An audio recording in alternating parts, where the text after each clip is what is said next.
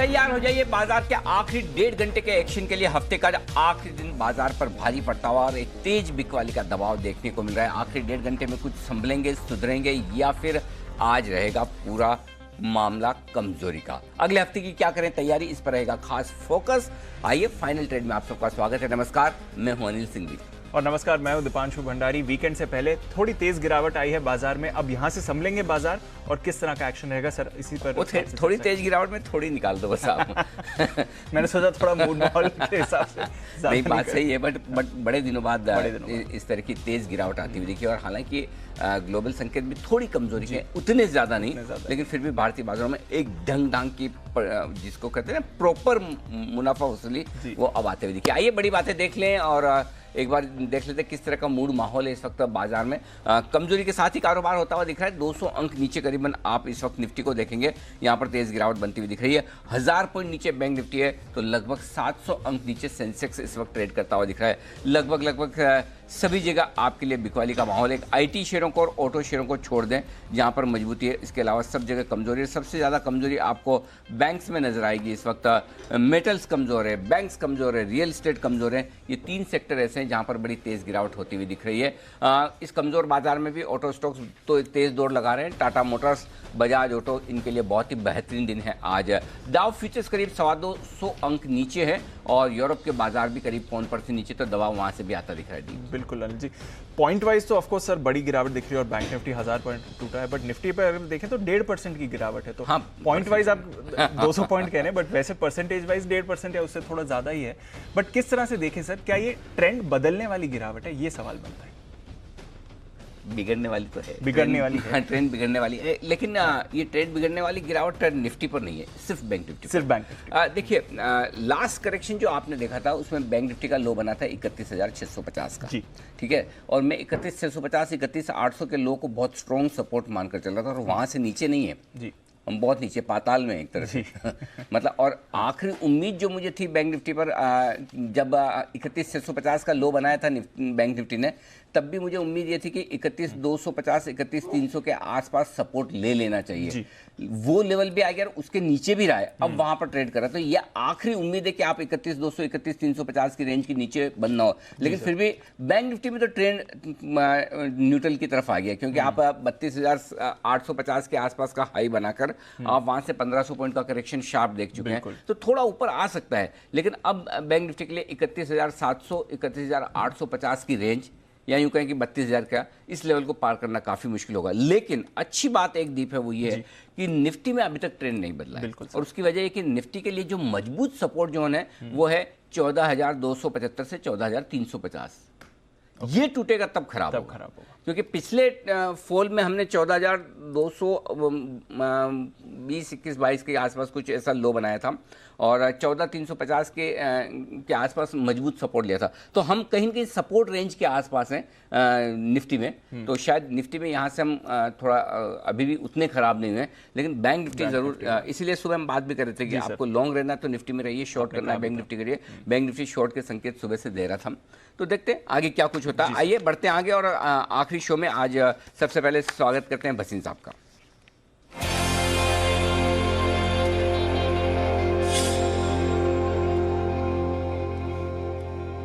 स्वागत है भसीन साहब आपका। सबसे पहले तो बाजार पर ही एक राय लेना चाहता हूं, एक आध 2 दिन का करेक्शन है या फिर थोड़ी लंबी गिरावट के लिए बाजार तैयार हो रहे हैं? कैसे देख रहे हैं आज के इस बड़े फॉल को सर? तो अनिल जी, मुझे लगता है आज और कल का है, there is an extended weekend, 26 तारीख भी है, और यूएस में आपने देखा है, बट ये बाइंग अपॉर्चुनिटी है। आई थिंक देखिए, एक्सपायरी है, उसके बाद बजट है, people are not going to let go, ये अपॉर्चुनिटी है। There was a fear factor, and आपको ये फॉल के लिए प्रिपेयर्ड होना चाहिए था, तभी आपको हम दोनों तरह। बट आई थिंक अब काफी शेयरों में वैल्यू निकल रही है, और मैं इसका एक टिप्पणी करना चाहता हूँ कि बंधन बैंक ने आपको बता दिया प्री सुप्रीम कोर्ट उसने 7% उसका वो है, लेकिन अगर आप सॉरी प्रोविजनिंग है, बट अगर हम उनकी ध्यान से सुने तो आई फाउंड नथिंग नेगेटिव। उन्होंने तो एक्सेस पोजीशन किया, और वो कह रहे हैं paybacks are back part of the course. तो मार्केट थोड़ा हर चीज को ओवर रिएक्ट करती है, and rightly so, because there has been one way rally, but don't undermine the banks. I think numbers from some of them will be very वेरी गुड। So I am actually using this to buy some stocks. आप कहेंगे तो मैं शुरू करूं। बहुत ही सुबह बढ़िया। का अपडेट है, आपको मैंने नेस्ले और आईसीआईसीआई प्रू दिलाया जी। है। बने रहिए, ICICI Pru will come out with stellar numbers and so will Nestle. So that's why I give you a. अब आप कहें तो मेरे पे 2 नहीं 3 बाइज हैं जो ये वॉलेटिलिटी को यूज करिए लेने के लिए। परफेक्ट सर, बताएं सर कौन कौन से हैं तीनों स्टॉक सर? तो पहला आएगा सर, मुझे जिंदल स्टील बहुत पसंद है इस भाव पे। 80-81 में मिले तो लीजिए, because I think Jindal steel is headed higher. और I don't rule out 350 coming because steel prices are very strong. तो 280 में लीजिए, 272 का स्टॉप लॉस रखिए। Trader can see levels of close to 300 again, but 350 would be my target once the budget is over. Second buy would be doctor Reddy. I think आपने देखा Biocon has been weak and I think doctor Reddy has seen a reasonable correction. Now it's a quality stock, 29 को number है and don't be surprise with some corporate action. तो 5025-30 में लीजिए, 4970 का stop loss रखिए, 5250 का टारगेट डॉक्टर रेड्डी पे। और तीसरा मुझे इस भाव पे एक्सिस बैंक बहुत पसंद है, 642 रुपए का भाव है, 633 का स्टॉप लॉस रखिए, 670 का टारगेट। ओके, तो 3 खरीदारी की राय है। गिरते हुए बाजार में खरीदारी का जो है वो बढ़ा रहे हैं बसंत साहब रुझान, और कमजोर बाजार में आपको स्टॉक भी नीचे की तरफ मिल रहे हैं। जेएसपीएल पहला स्टॉक है जहां 280-81 की रेंज में आए, वहां खरीदना है आपको। 272 का स्टॉप लॉस होगा। 300 और 350 के बड़े टारगेट बजट के बाद के लिए आते हुए दिखेंगे। डॉक्टर रेड्डीज 5025-5030 की रेंज में खरीदिए, फिलहाल 5050-60 की रेंज में चल रहा है, थोड़ा नीचे मिले वहां एंट्री करिए। 4970 का स्टॉप लॉस होना चाहिए, 5250 के टारगेट। और एक्सिस बैंक 642 के आसपास खरीदिए, 633 के आसपास का इस वक्त स्टॉप लॉस लगाना है आपको, और 670 के टारगेट के लिए। शुक्रिया बसंत साहब ये बेहतरीन पिक्स देने के लिए। 2:50 पर फिर बसंत साहब से हम करेंगे मुलाकात। तब तक मुलाकात करने का वक्त है वागले साहब से, वागले का wonder.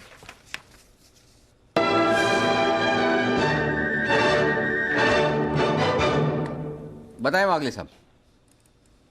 Afternoon Deepanshu, good afternoon. कल हमने बंधन बैंक 346 में बेचने को कहा था, 330 का टारगेट था जो आज उससे कहीं नीचे है। उससे वीक सेटअप मुझे इंडसइंड बैंक में दिखा है। ओपन इंटरेस्ट में नंबर 1 है, 903 का 3 और 3.5 के 4 का भाव है। अभी क्या भी बेचने वाला स्टॉक है, 912 का स्टॉप लॉस। मुझे 880, 870 तक की मूव आज ही दिखाई दी। और ये हमने हमारे क्लाइंट्स को यही लेवल पे किया है। ओके, तो करंट लेवल्स पर वागले साहब ने क्लाइंट्स को रेकमेंड कराया। आप भी यहाँ पर अगर चाहें तो ट्रेड इनिशिएट कर सकते हैं। होल्ड आउट कर रहा था गिरावट में इंडसइंड बैंक पर, तब से फिर जब गिरावट शुरू हुई है अब 900 के लेवल तोड़ता हुआ आपको दिख रहा है। इंडसइंड पर करनी है बिकवाली। इंडियन बैंक पर आए हैं नतीजे, और यहाँ पर जो नतीजे हैं ये भी काफी वीक आते हुए दिख रहे हैं। एक तो एनपीएस में आप सुधार देख रहे हैं, बट ये सुधार इसलिए है क्योंकि जो सुप्रीम कोर्ट का ऑर्डर है एनपीए रिकग्निशन को रोकने का, उसकी वजह से है। अगर वो ऑर्डर नहीं हो, उसके अलावा अगर आप देखें जिस तरह से हम कल बंधन बैंक की बात कर रहे थे, यहां पर भी वो सिमिलर कंसर्न्स आते हुए दिख रहे हैं। अगर सुप्रीम कोर्ट का ऑर्डर नहीं है तो इनके एक्चुअल एनपीएस 10.38% है, जो कि बढ़त है ना कि कटौती। फिलहाल अगर आप देखें तो एनपीएस 9% के आ रहे हैं, जो भी काफी एलिवेटेड है। पर अगर सुप्रीम कोर्ट का ऑर्डर नहीं हो तो फिर ग्रॉस एनपीएस आपके 10.5% के करीब आते हैं, और नेट एनपीएस जो अभी 2.35% आए हैं वो लगभग 3.49 यानी कि 3.5% के आते हैं। तो यही कंसर्न आप इंडियन बैंक पर भी आते हुए देख रहे हैं। हालांकि स्टॉक पर उतना बड़ा रिएक्शन इस समय नहीं आ रहा है। जो बाकी मैट्रिक्स हैं वो यहाँ पर आप देखें, प्रोविजनिंग ऑफ कोर्स डबल से भी ज्यादा, बल्कि ऑलमोस्ट 1.5 गुना प्रोविजनिंग बढ़ी है। प्रोविजनिंग घटी है, माफ कीजिएगा, प्रोविजनिंग आधे से भी ज्यादा हो गई है, तो ये एक अच्छी बात है। पर बिना मॉरेटोरियम के जो एनपीएस हैं वो काफी बड़े आते हुए दिख रहे हैं, तो ये एक कंसर्न है ऑलरेडी एलिवेटेड एनपीएस पर। एनआईएस में शानदार उछाल आया है। एनआई में आप देखिए डबल से भी ज्यादा हो गई है, 1955 करोड़ से बढ़कर 4313 करोड़ की एनआई आई है, तो ये एक डेफिनेटली पॉजिटिव फिगर है जहां तक इंडियन बैंक के नंबर्स का सवाल है। इंडियन बैंक पर एक बार कुणाल जी जरा राय दें, चार्ट को देखकर पॉजिटिवली रिएक्ट कर रहा है क्योंकि एनआई नंबर काफी पॉजिटिव है, प्रोविजनिंग नंबर अच्छा है, बट एनपीएस अभी भी कंसर्न है।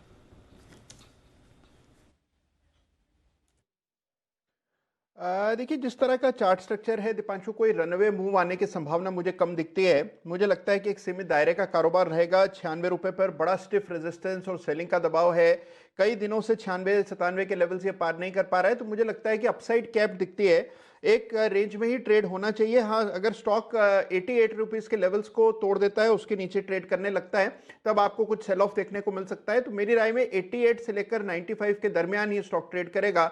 तो उसी हिसाब से पोजीशन बनानी चाहिए। फिलहाल वेट एंड वॉच करें, बेहतर रहेगा। ओके, वेट एंड वॉच करें, बेहतर रहेगा। कुणाल जी जरा सिम्फनी के चार्ट भी पुल अप करिए, क्योंकि यहां पर आए कमजोर नतीजे और अनुमान के विपरीत कमजोर नतीजे आए, क्योंकि बाजार को एक्सपेक्टेशन थी कि तीसरी तिमाही consumption universe white good space के लिए अच्छी रहेगी, पर सिम्फनी के नतीजे अनुमान से और वैसे भी बाजार के एक्सपेक्टेशन से कमजोर आए हैं। आय में देखिए 290 करोड़ से घटकर 216 करोड़ की इनकी आय आई है। कामकाजी मुनाफा 68 करोड़ से घटकर 33 करोड़ है, यानी कि आधा हो गया इनका कामकाजी मुनाफा इस तिमाही में। और साथ ही मुनाफे में भी हमने गिरावट आती हुई देखी है। सिम्फनी फिलहाल होल्ड आउट कर रहा था, पर अब इस पर भी प्रेशर बनते हुए दिख रहा है। कुणाल जी, चार्ट क्या कहती है?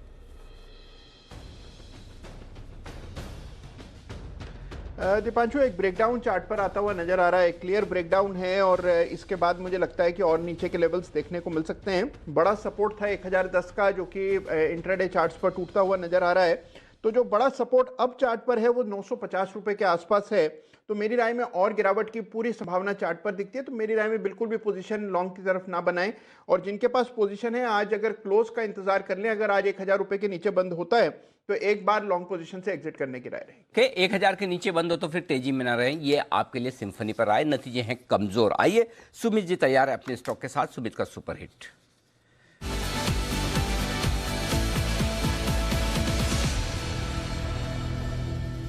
बताएं सुमित जी। Good afternoon Anil ji. अनिल जी, अच्छी खासी गिरावट देखने को मिल रही है। तो जो स्टॉक पहला रडार पे आया है वो सेल साइड का है। स्टॉक का भाव चल रहा है 1155, 1160 और स्टॉक का नाम है Shriram transport finance. Shriram transport के अंदर यहां से गिरावट देखने को मिलनी चाहिए।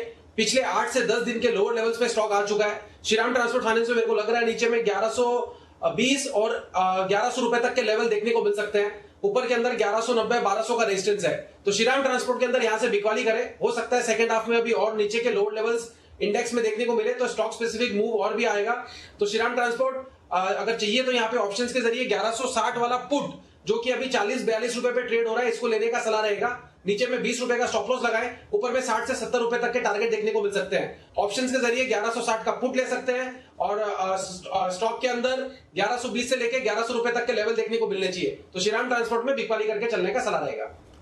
ओके, तो श्रीराम ट्रांसपोर्ट पर करनी है बिकवाली, ये है आपके लिए राय सुमित जी की तरफ से। एनबीएफसीज, बैंक्स, भरपूर प्रेशर इस स्पेस पर आपको आते हुए दिख रहा है। आइए आपको बता देते हैं कौन से ट्रिगर्स हैं जहां पर आपको रखनी है नजर आने वाले दिनों के लिए। साथ ही खबरों वाले शेयर्स कौन से हैं जो मार्केट खुलने के बाद एक्शन में आए हैं। मानसी और वरुण हमारे साथ तैयार है। मानसी, गुड आफ्टरनून, बताएं ट्रिगर्स कौन से हैं? Good afternoon Deepanshu. आज एक तो इंडिगो पेंट्स का आईपीओ बंद होने जा रहा है। आज की क्लोजिंग से इसका प्राइस बढ़ 1488 से 1490 है। येस बैंक पूंजी जुटाने को लेकर एक बोर्ड बैठक करने जा रहा है, इस पर भी नजर रहेगी। साथ ही इंडियन बैंक पर फोकस है, इनकी एक बोर्ड बैठक है। क्यूआईपी, एफपीओ राइट्स इशू और साथ ही पूंजी जुटाने को लेकर इस बोर्ड बैठक में सोच विचार किया जाएगा। कल शनिवार के दिन अल्ट्राटेक सीमेंट, एक तो पूंजी जुटाने के लिए बोर्ड बैठक और साथ ही कल अल्ट्राटेक के नतीजे भी आने वाले हैं, जिस पर नजर रहेगी। सोमवार के दिन स्टोव क्राफ्ट का 412 करोड़ का आईपीओ खुलने जा रहा है। इसकी प्राइस बैंड 384 से 385 रुपए प्रति शेयर की तय की गई है। होम फर्स्ट फाइनेंस का आईपीओ सोमवार के दिन बंद हो जाएगा और साथ ही फ्रैंकलिन टेम्पल्टन केस जो है सुप्रीम कोर्ट में, उसकी अगली सुनवाई की तारीख है। तो सोमवार के दिन इस अपडेट पर भी नजर रहेगी। ओके, तो ये है कुछ अहम ट्रिगर्स आपके लिए। आईपीओस के लिए तो ऑफकोर्स भरपूर एक्शन है ही। वरुण, बताएं खबरों वाले शेयर्स कौन से हैं? Good afternoon. गुड आफ्टरनून दीप। देखिए, शुरुआत करते हैं हमारी एक्सक्लूसिव से, जहां पे आईआरसीटीसी को लेकर हमने आपको खबर दी कि सभी ट्रेनें जो हैं उनको फिर से पटरी पे लौटने के लिए अगले 2 महीने का समय लगेगा। फिलहाल करीब 65% के आसपास जो ट्रेन है वही चल रही है और तब तक आईआरसीटीसी की जो ऑनलाइन ई टिकट बुकिंग है उसकी कमाई में कमजोरी जारी रहने वाली है। लेकिन मार्च तक माना जा रहा है कि सारी ट्रेनें पटरी पे शायद आ जाएंगी। इसके अलावा फोर्टिस हेल्थ को लेकर भी हमने आपको खबर दी कि आईएचएच का जो ओपन ऑफर है उसके लिए सुप्रीम कोर्ट में 27 तारीख को सुनवाई हो सकती है। वहीं बायोकॉन, आज सुबह से ये स्टॉक काफ़ी दबाव में है क्योंकि बायोकॉन बायोलॉजिक्स की जो एमडी है उन्होंने इस्तीफा दे दिया है मतभेद के चलते। एलेम्बिक फार्मा और कैप्लिन पॉइंट यूएसएफडीए से इन दोनों ही कंपनियों को दबाव के लिए अप्रूवल मिला है।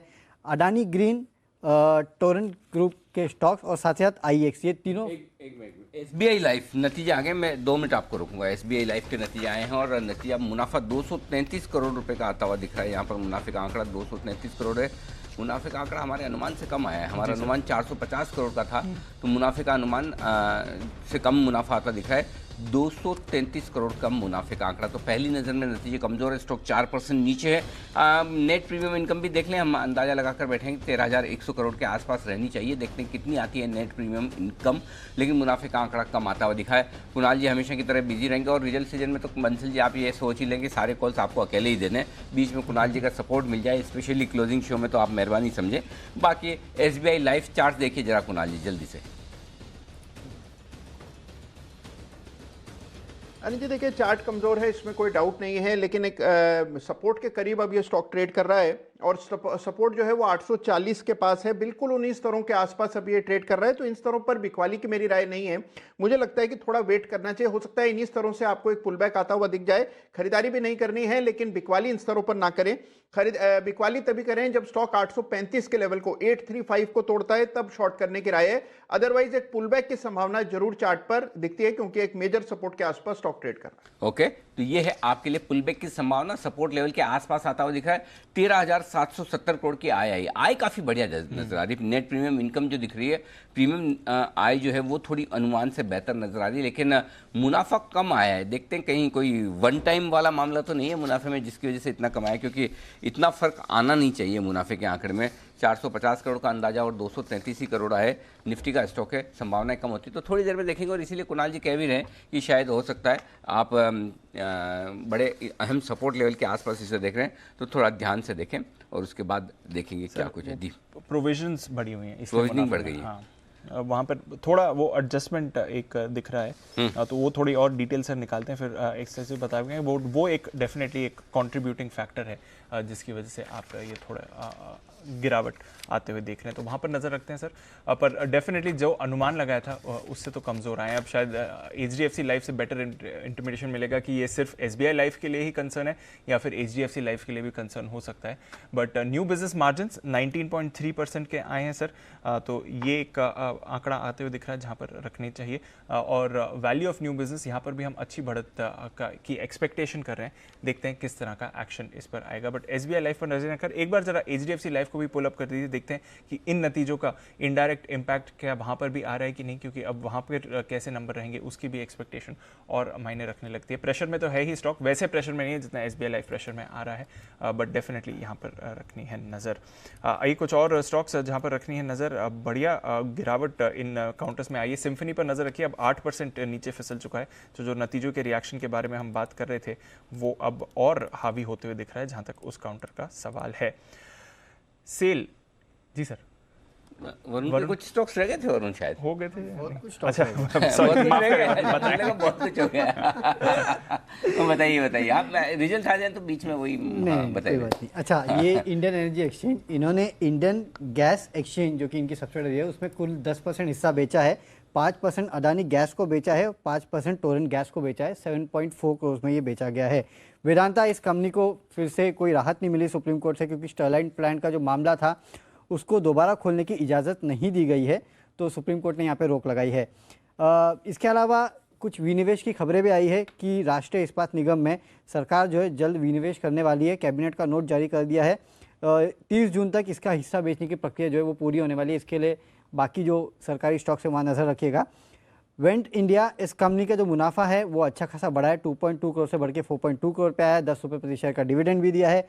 कोपरान, यहाँ भी नतीजे अच्छे हैं, मुनाफा जो है 6.5 करोड़ से बढ़ के करीब 15.5 करोड़ के आसपास आया है। स्ट्राइड्स फार्मा, इस कंपनी को इंडिया रेटिंग ने इस कंपनी की जो रेटिंग है उसको बढ़ा दिया है, लॉन्ग टर्म रेटिंग जो है। इसके अलावा ICICI बैंक में 14 लाख शेयर्स का बड़ा सौदा हुआ है और टाटा मोटर्स, रोज इसमें सौदे होते हैं, आज भी 48 लाख शेयर्स का बड़ा सौदा हुआ है। ओके, 48 लाख 48 लाख शेयरों का बड़ा सौदा, और इस कमज़ोर बाजार में भी अभी भी मजबूती के साथ टिका हुआ है टाटा मोटर्स का स्टॉक। तो चलिए इस पर आप रखिएगा नज़र, क्या कुछ एक्शन टाटा मोटर्स में आगे देखने को मिलता है। हमारे सारे एक्सपर्ट्स हमारे साथ हैं और अच्छी खासी कमजोरी के साथ जो स्टॉक्स ट्रेड कर रहे हैं उनमें से एक SRF भी है। सिमी जी जरा SRF के चार्ट देखिए, नतीजों के बाद कल भी गिरा और आज 6% नीचे, 5,500 के भी नीचे आ चुका है। कौन सा लेवल अब इम्पोर्टेंट है और क्या करना चाहिए? करेक्शन एक एक्सपेक्टेड था, वो करेक्शन आया है। अब देखना पड़ेगा कि यहाँ से मेजर सपोर्ट कहाँ पे है, ये देख के मैं बता दे रही हूँ। 5300 के आसपास एक माइनर सपोर्ट है, वो सपोर्ट अगर टूट गया तो स्टॉक एक बार के लिए 5100 तक भी जा सकता है। तो फिलहाल तो 5300 का लेवल वॉच करेंगे। अगर आज ही के सेशन में ये स्टॉक 5300 का लेवल को तोड़ देता है तो और 200 पॉइंट का करेक्शन पॉसिबल है, पर वहां पे वापस से मुझे लगता है कि खरीदारी का पोजीशन बनाना चाहिए और एक डिलीवरी पोर्टफोलियो बेस्ड बाइंग वहां पे आनी चाहिए 5100 के आसपास।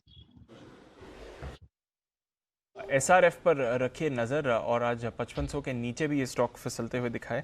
नतीजों का ही रिएक्शन काउंटर पर आते हुए दिख रहे हैं। उतने खराब नतीजे नहीं थे बट अनुमान से कमज़ोर थे और बाजार ने इसको आज एक थम्स डाउन दिया है जहां तक SRF का सवाल है इस समय।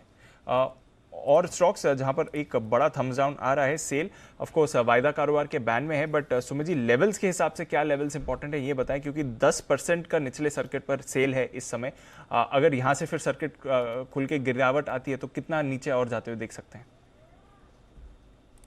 फॉल देखने को मिल रहा है सेल में और पिछले 5-7 दिनों में स्टॉक ने ऊपरी लेवल से अच्छा खासा दबाव दिखा दिया है। अब जो चार्ट्स के ऊपर इसका सपोर्ट दिखाई दे रहा है वो 55-56 के आसपास है, तो 55-56 का सपोर्ट होल्ड करना चाहिए क्योंकि ओवरऑल इसका पोजिशनल स्ट्रक्चर मजबूत है। तो ये प्रॉफिट बुकिंग ये डिप रिक्वायर्ड था स्टॉक के अंदर जो आ चुका है, तो 55-56 का सपोर्ट को ध्यान में रखें और जिन्होंने लॉन्ग टर्म के लिए पोजीशंस ले रखा है वो होल्ड करें और कोई कॉन्ट्रा बैट अगर लेना चाहता है सेल के अंदर तो यहाँ पे 55 रुपए के नीचे का स्टॉप लॉस लगा के खरीदारी कर सकता है। तेजी स्टॉक में तब देखने को मिलेगी जब ऊपर में 64 का लेवल ब्रेक करेगा। तो फिलहाल 55 नीचे में, 64 ऊपर में, 55 का स्टॉप लॉस, 64 का लेवल टूटता है और उसके ऊपर क्लोजिंग देखने को मिलती है तो फिर वापस एक अच्छा अपसाइड मूव सेल में देखने को मिलेगा।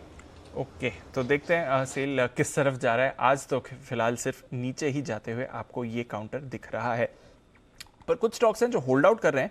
ऑटो स्टॉक्स ऑफ कोर्स आज काफ़ी स्मार्टली होल्ड आउट कर रहे हैं। बजाज ऑटो 10% ऊपर है, हीरो मोटोकॉर्प, अपोलो यहाँ पर अच्छी तेजी बन रही है, पर साथ ही अंबुजा सीमेंट में अभी एक्शन आते हुए दिखा है। एक बार जरा अंबुजा सीमेंट पर नज़र डालिए, यहाँ पर एक्शन बनते हुए दिख रहा है। विश्वेश जी जरा अंबुजा सीमेंट के चार्ट देखें, होल्ड आउट कर रहा है वीक बाजार में, कैसे तरह से रीड करें यहाँ से और अपसाइड लेवल्स देखते हैं क्या? दीपांशु देखिए मेरा ऐसा मानना है कि 260 के कॉल ऑप्शन में कहीं ना कहीं जिस हिसाब से 9 लाख शेयर का ओपन इंटरेस्ट है दैट इज इंडिकेटिंग कि इमीडिएटली 260 क्रॉस करना मुश्किल है। इवन इफ 260 निकलता है तो 270 has got about 11 lakh shares of open interest. मुझे लगता है ये एक्सपायरी में अंबुजा का चलना मुश्किल है, so will have to wait and watch later. Hopeful नहीं हूँ, लग रहा है कि मार्केट शायद एक सपोर्ट पे है और उसके चलते हम ऑटो स्टॉक्स में ही ध्यान दे सकते हैं। आइशर मोटर हमने सुबह इनिशिएट किया था, वहाँ पे देख सकते हैं। So cement I am not very hopeful at this moment. मुझे लगता है नेक्स्ट एक्सपायरी के ट्रेड हो सकते हैं but not at this point. Okay, next expiry का ट्रेड सीमेंट पर आएगा। फिलहाल अगर आप चाहें तो अवॉइड कर सकते हैं जहाँ तक इस काउंटर का सवाल है, बट होल्ड आउट कर रहा है एटलीस्ट, ये एक पॉजिटिविटी है इस काउंटर की। सन टीवी में थोड़ी खरीदारी आती हुई दिख रही है, इस काउंटर पर नजर रखिए। एक्साइड यहाँ पर भी अब थोड़ा पार्टिसिपेशन आते हुए दिखा है और HUL अब ये शायद बाजार को सपोर्ट करने की कोशिश करते हुए दिख रहा है। HUL स्पाइक होकर डेज हाई पर आया है। बंसल जी HUL का चार्ट देखें, 2% ऊपर 2400 के पार। HUL में क्या चल रहा है सर? देखिए दीपांशु, हिंदुस्तान यूनिलीवर का टेक्निकल रुझान अच्छा है। अभी थोड़ी देर पहले इसके अंदर एक डाउनवर्ड स्लोपिंग फ्लैग से एक अपसाइड में ब्रेकआउट देखने को मिल रहा है और टेक्निकली इंडेक्स को ये सपोर्ट देने का काम कर सकता है और 27 तारीख को इसके नतीजे हैं। टेक्निकली 2500 के लेवल्स ये स्टॉक 1-2 दिन में हिट करने का पोटेंशियल रखता है, तो जिनके पास है वो होल्ड करे। गिरावट पर इसमें बाइंग की जा सकती है और एज अ डिस्क्लेमर अभी थोड़ी देर पहले ही हमने स्टॉक अपने क्लाइंट्स को रिकमेंड किया है। ओके, तो HUL पर रखिए नजर, थोड़ा बाजार को सपोर्ट करने की कोशिश कर रहे हैं। निचले स्तरों से 50 अंक सुधरा है। निफ्टी, बैंक निफ्टी अभी भी लगभग 1000 पॉइंट नीचे ही है, तो वहां पर कोई सुधार के संकेत नहीं आ रहे हैं, बट डेफिनेटली निफ्टी पर आप एक्शन देख रहे हैं। लुपिन ये भी एक एक्शन आपको दिखाते हुए दिख रहा है। ये 1100 के नीचे ही है बट इन लेवल्स के पास काफ़ी समय से मूव करते हुए दिख रहा है। कुणाल जी, लुपिन 1100 के पार जाते हुए देखते हैं क्या फाइनली अब थोड़ा मूवमेंट आएगा, जिस तरह से बाकी फार्मा शेयर्स में भी फिर से एक्शन बन रहा है?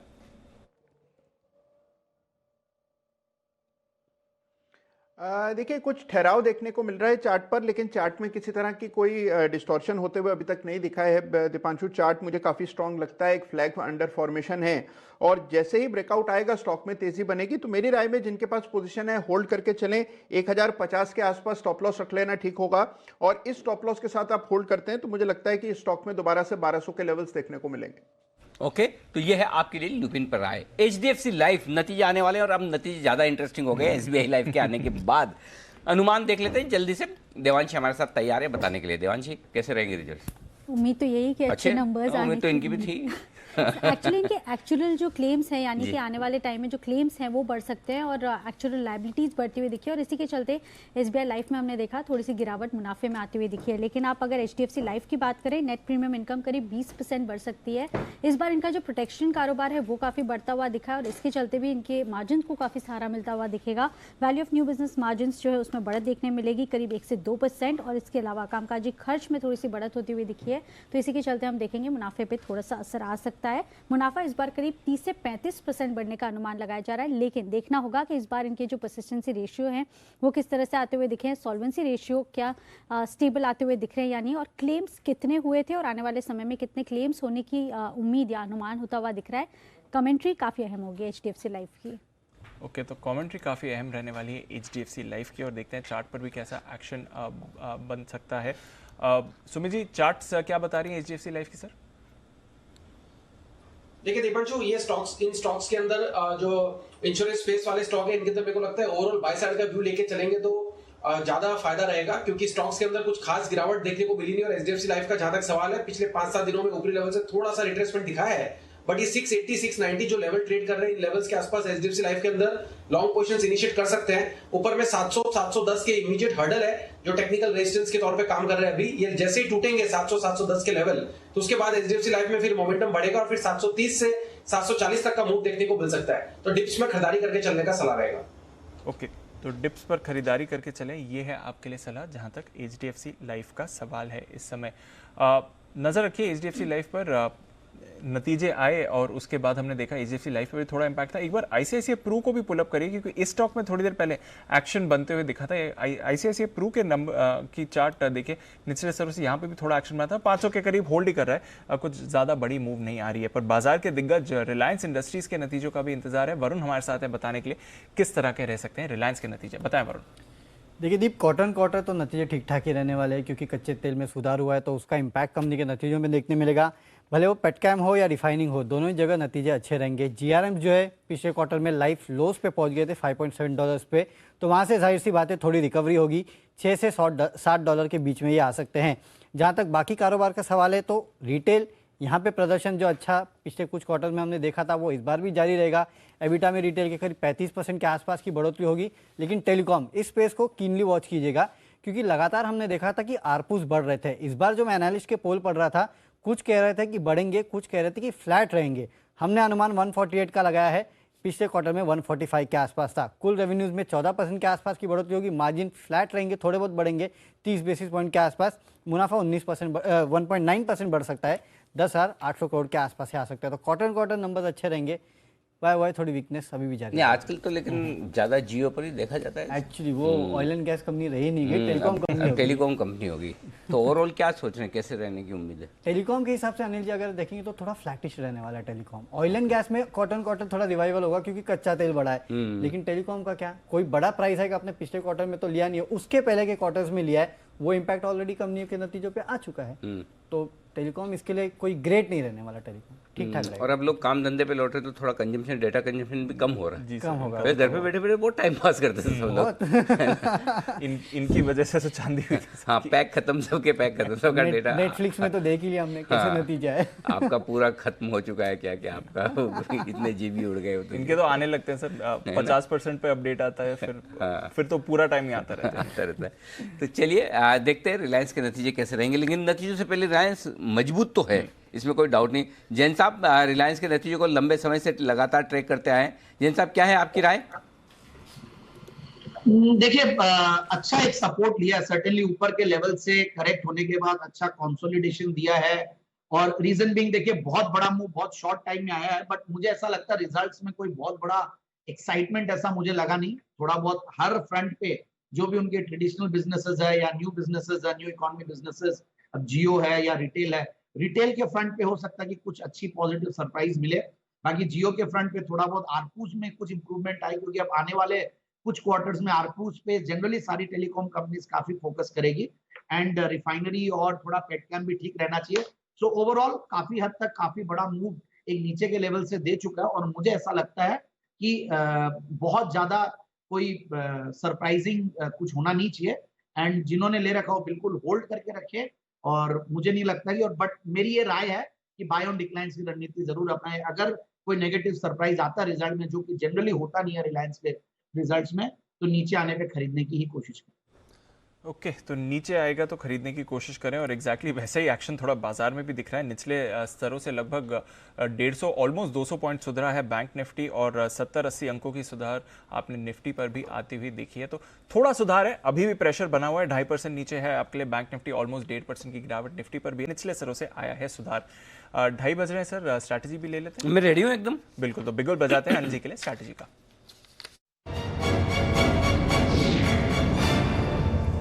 मुझे मालूम ही था कि मार्केट के मूड माहौल को देखते हुए आप आज टाइम से मेरे पास आ ही जाएंगे। बिल्कुल सर, मैं तो रेडी, मैं तो पहले ही आ जाता। तो मैं भी पहले से डेटा इसलिए रेडी रख के बैठा हूँ। बताएं। थोड़ा सुधार हमारे बाजारों में निचले स्तरों से आया, पर ग्लोबल बाजारों में सुस्ती बनी हुई है सर। ऐसी कोई भारी गिरावट नहीं है, बट 0.5% नीचे डाउ फ्यूचर्स हैं 165-170 अंक। नैस्डैक फ्यूचर्स भी ऑलमोस्ट 0.5% नीचे हैं। यूरोप में आधे से 1% की गिरावट है, और आज एशिया के बाजारों में भी हमने गिरावट देखी थी। हांगकांग के बाजार लगभग 500 पॉइंट फिसले हैं, यानी कि 1.5% ऑलमोस्ट 2% की गिरावट वहां पर आती हुई दिखी है। और जापान और चाइना यहाँ पर भी 0.5% की गिरावट थी। तो सुस्त ग्लोबल क्यूज है, पर हम थोड़ा ज्यादा गिर रहे हैं। क्या करना चाहिए सर? दीप देखिए, निफ्टी और बैंक निफ्टी दोनों अलग तस्वीर बता रहा है। तो पहले मैं निफ्टी बता दूं। जी सर। 14,350 निफ्टी का मेक और ब्रेक लेवल है, और आज 14,371 से आप घूमे 100 पॉइंट ऊपर आ गए। तो निफ्टी के लिए जो मजबूत सपोर्ट रेंज है, जिसमें पिछले करेक्शन तक हम 14,281 का लो क्लोजिंग बेसिस पर था, 14,350 इंपॉर्टेंट सपोर्ट था। बीच में एक बार 14,222 गए जरूर थे, इंट्राडे था, लेकिन 14,281 के नीचे बंद नहीं हुए। जी सर। और 14,350 जो इंपॉर्टेंट, तो मेरा ये मानना है 14,275 14,350 ये 75 पॉइंट की रेंज निफ्टी पर स्ट्रॉन्ग सपोर्ट जो है। तो जब तक ये नहीं टूटे तब तक निफ्टी का ट्रेंड नहीं बदला है। ओके, मतलब आप पॉजिटिव ही हैं, न्यूट्रल भी नहीं हुए। नेगेटिव तो बाद में होंगे, पहले न्यूट्रल तो हो। तो जब तक 14,275 14,350 की रेंज पकड़ के बैठा है निफ्टी, तब तक आप पॉजिटिव है on a closing basis. On a closing basis. Intraday में थोड़ा बहुत हो सकता है न्यूट्रल। तो इसलिए मेरे लिए निफ्टी में कुछ भी नहीं बदला है, कुछ भी नहीं बिगड़ा है। जी सर, ये रनिंग करेक्शन आएंगे। ठीक है निफ्टी, लेकिन बैंक निफ्टी में बहुत कुछ बिगड़ा है। पहले एक बार निफ्टी बता दूं कि रिकवरी होगी तो कितनी हो सकती है। रिकवरी में फिलहाल दीप में ना, जहां रिकवरी हो रही है ना, मैं इससे ज्यादा ऊपर की रिकवरी आज नहीं देख रहा। मुझे लगता है 14,500 14,525 इसके ऊपर की रिकवरी मुश्किल है निफ्टी में। क्यों? देखिए निफ्टी में क्या है, 14,500 के पुट पर 24 लाख शेयर हैं, कॉल्स पर 35 लाख शेयर हैं। जितना पुट में ओपन इंटरेस्ट 24 लाख शेयरों का टोटल है, उतने ही आज कॉल राइटर है 22 लाख शेयर। उसी लेवल पर 14,500 पर। इसका मतलब 14,500 पर किसी ने अच्छे से धुलाई की हुई है। ठीक है, तो 14,500 14,525 आपके लिए रुकावट का लेवल है। अब आपके लिए मूड माहौल तब बदलेगा जब आप 14,525 के ऊपर वापस बंद हो, और मुझे आज उसकी संभावना कम दिखती है डेटा के लिहाज से। तो जितना 14,500 525 के ऊपर अगर 3:05 तक इसके नीचे रहते हैं, तो फिर आप ये मान के चलें कि ये रिकवरी जो नीचे से आनी थी वो आ गई, खत्म। अभी मंडे की मंडे को देखेंगे। ये है, क्योंकि डेटा ये बता रहा है 14,500 14,525 के ऊपर निकलकर टिकना मुश्किल है निफ्टी के लिए। ये दिख रहा है, ये आपके लिए ऊपर का लेवल हो गया। नीचे कितना जा सकते हैं? 14,275 14,350, ये क्लियर कट रेंज है। ठीक है, ये निफ्टी की बात हो गई। बैंक निफ्टी ने गड़बड़ कर दी। 31,650 31,725 मेरी आखिरी उम्मीद थी जी, और ज़्यादा बेनिफिट ऑफ डाउट देता तो 31,550। इसमें कोई भी लेवल छोड़ा नहीं। मतलब सारे ऐसे वो गरम बटर होता है, उसमें से आप चाकू डालो ना, कैसे एकदम कैसे खट कट जाता है वैसा। मतलब कहीं से कोई रिकवरी का कहीं से एकदम वो स्लाइड है, फिसल पट्टी। हाँ जिनमें तो वो वैसा वाला मामला। तो ये ज़्यादा खराब तरीके से गया। सुबह से इसके लक्षण दिख रहे थे, बता ही रहे, लेकिन इतने खराब होंगे नहीं दिख रहे थे। मतलब आपको पता है कि आपके परिवार में कोई ऐसा सदस्य या बच्चा काम नहीं करता है, मतलब मस्ती वस्ती, लेकिन इतना खराब निकलेगा ये नहीं सोचा था। तो सुबह ऐसा नहीं लगा कि इतना खराब हो जाएगा, ज़्यादा हो गया एक्चुअली। तो अब बैंक निफ्टी की समस्या ये है दीप कि आप 31,500 हल्की रुकावट का लेवल है। तो बैंक निफ्टी में ताकत आपको पहला से, ताकत तो नहीं कहूँगा, कमजोरी खत्म होने का संकेत तब मिलेगा जब 31,500 के ऊपर ट्रेड करे। 31,500 के बस एक ही चीज़ है जो मुझे बैंक निफ्टी का प्रेडिक्शन बहुत साफ करने से रोक रही, वो कि बैंक निफ्टी के डेटा बहुत कम है। अभी भी 5-6 लाख शेयरों में कुछ नहीं होता। तो बैंक निफ्टी में सीधा जो मेरा डेटा निकल कर आ रहा है, सीधा सपोर्ट 31,000 पर, ऊपर सीधा 32,000 पर, हाईएस्ट ओपन इंटरेस्ट 32,000 के कॉल पे हो गया और 12 लाख शेयर आज ही जुड़ा है, टोटल 15 लाख है, तो 32,000 तो पार होने से रहा। तो मुझे जो समझ में आ रहा है, पहले 31,500 अगर बैंक निफ्टी ने पार किया तो 31,700 31,850 परफेक्ट रेंज है, जहां पर उछाल आए तो एग्जिट कर लीजिए। ओके, हाँ, नहीं तो 31,500 31,550 भी बैंक निफ्टी से मुझे पार होता हुआ नहीं दिख रहा डेटा में। मेरे लिए अपसाइड आज बैंक निफ्टी में 31,500 31,550 है, निफ्टी में 14,500 14,525 है। इसके ऊपर निकलेगा तो ताकत दिखेगी, जिसकी संभावना मुझे आज कम दिखती है, मंडे हो जाए तो हो जाए। तो इसलिए थोड़ा सा ऊपर आए तो हल्के होते रहिए, बजाय इसके कि नीचे पड़ के खरीदना। अगर खरीदना ही है तो जो 2 इंपॉर्टेंट सपोर्ट लेवल है वहाँ पे खरीदिए। वो निफ्टी में 14,275 14,350, बैंक निफ्टी में अभी मेरे पास नहीं है, इसलिए मैं बैंक निफ्टी में नहीं बोल रहा था। हाँ, नहीं है नहीं लेवल मेरे पास में बैंक निफ्टी। ठीक है, पर बैंक निफ्टी का ट्रेंड बदल गया, न्यूट्रल हो गया। न्यूट्रल हो गया, पॉजिटिव से न्यूट्रल, 31,550 के नीचे न्यूट्रल है। 230 फैक्टर आज देख रहे हैं? नहीं, लगता नहीं, अब तो नहीं होगा, लग नहीं रहा 230 फैक्टर आ जाए तो अच्छी बात है। देखो बात करते करते 50 में निकल गया निफ्टी, आप देखिए वापस बैंक निफ्टी भी आएगा। 480 था भी नहीं, 500 525 नहीं होगा पार डेटा। तो कमजोरी बाजार में दिख रही है और बैंक निफ्टी का ट्रेंड अब पॉजिटिव से न्यूट्रल हो गया, निफ्टी का ट्रेंड अभी भी बरकरार है। सिटी साहब का भी स्वागत करते हैं और जान लेते हैं कि उनकी रीडिंग क्या है और क्या रिकमेंडेशन लेकर आए हैं सदाबहार सिटी साहब शॉर्ट टर्म के लिए।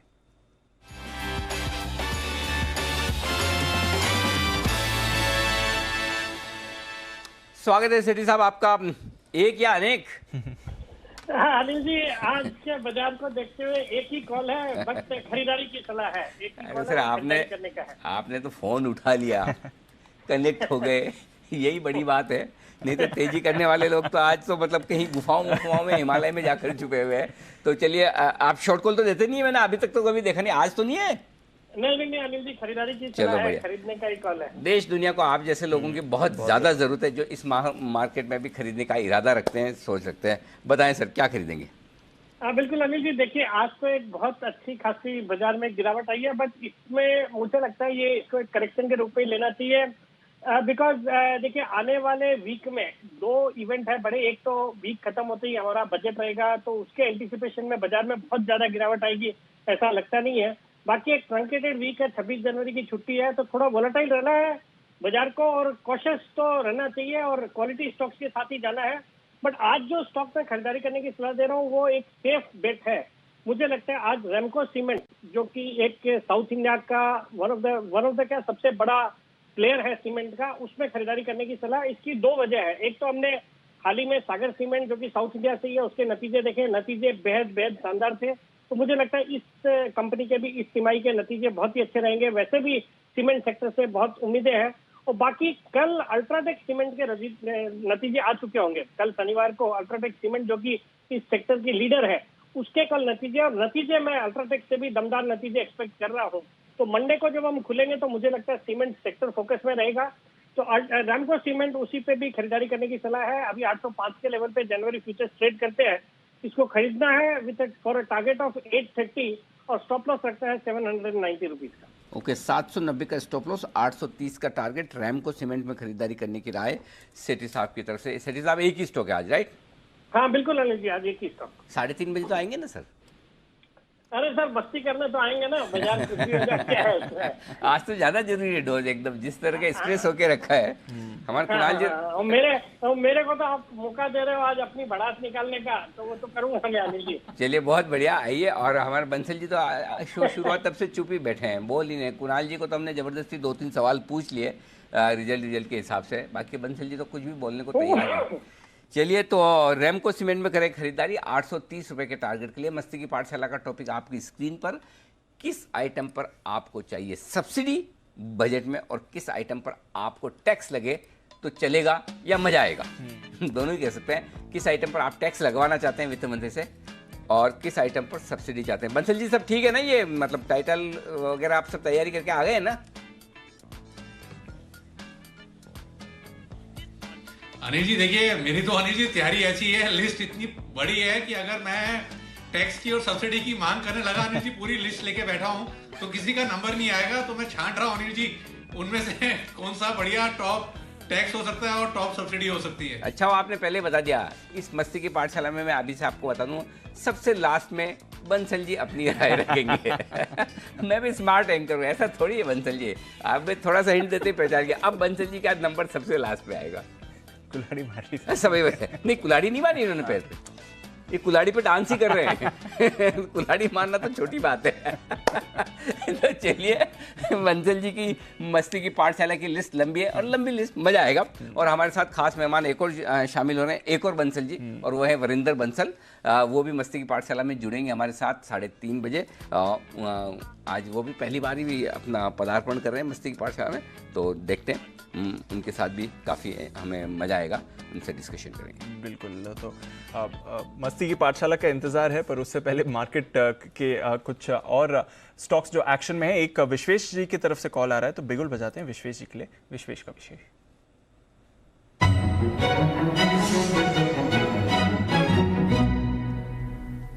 बताएं विश्वेश जी।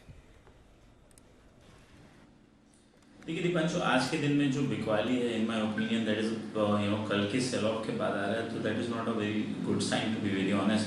बट स्टॉक स्पेसिफिक मुझे लग रहा है कि स्टॉक मूवमेंट है और रहने वाली है।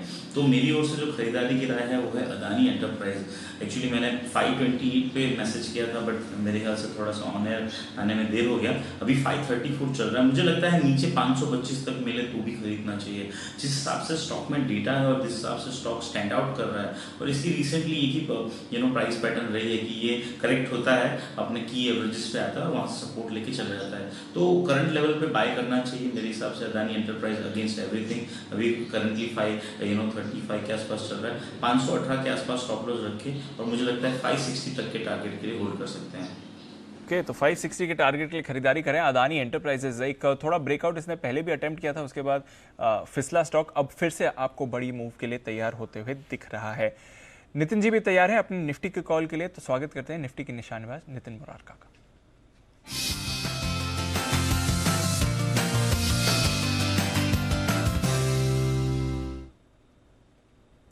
स्वागत है नितिन जी। बताएं सर, डेटा क्या बता रहा है, क्या करना चाहिए इस समय?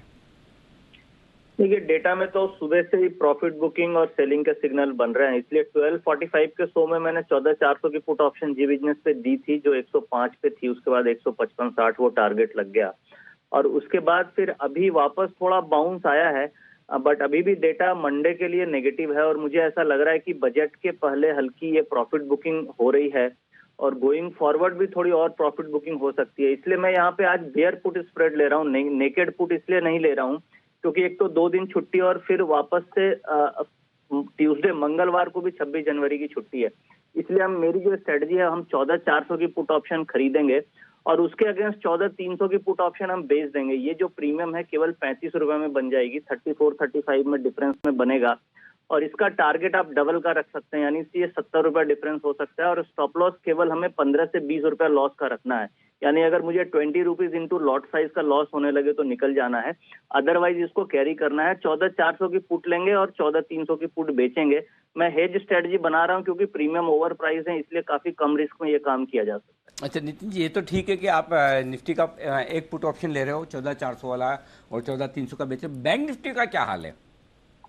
देखिए अनिल जी, बैंक निफ्टी का डेटा का हाल कंपैरेटिवली निफ्टी से और ज्यादा खराब है, और मुझे ऐसा लग रहा है कि क्योंकि जो प्रीवियस सिचुएशन में मैंने देखा था कि 32,000 पे बहुत बाइंग हुई थी, उसके बाद आज 32,000 के लेवल पे सुबह सेलिंग भी उतनी ही हो गई, तो मुझे ऐसा लग रहा है कि ये 30,500 की तरफ आना चाहिए बैंक निफ्टी, और ये 31,000 का लेवल टूटना चाहिए नेक्स्ट वीक में। और ये मंथली एक्सपायरी भी है, तो मंथली एक्सपायरी में बजट के पहले प्रॉफिट बुकिंग हो रही है, तो बाइंग अवॉइड करेंगे।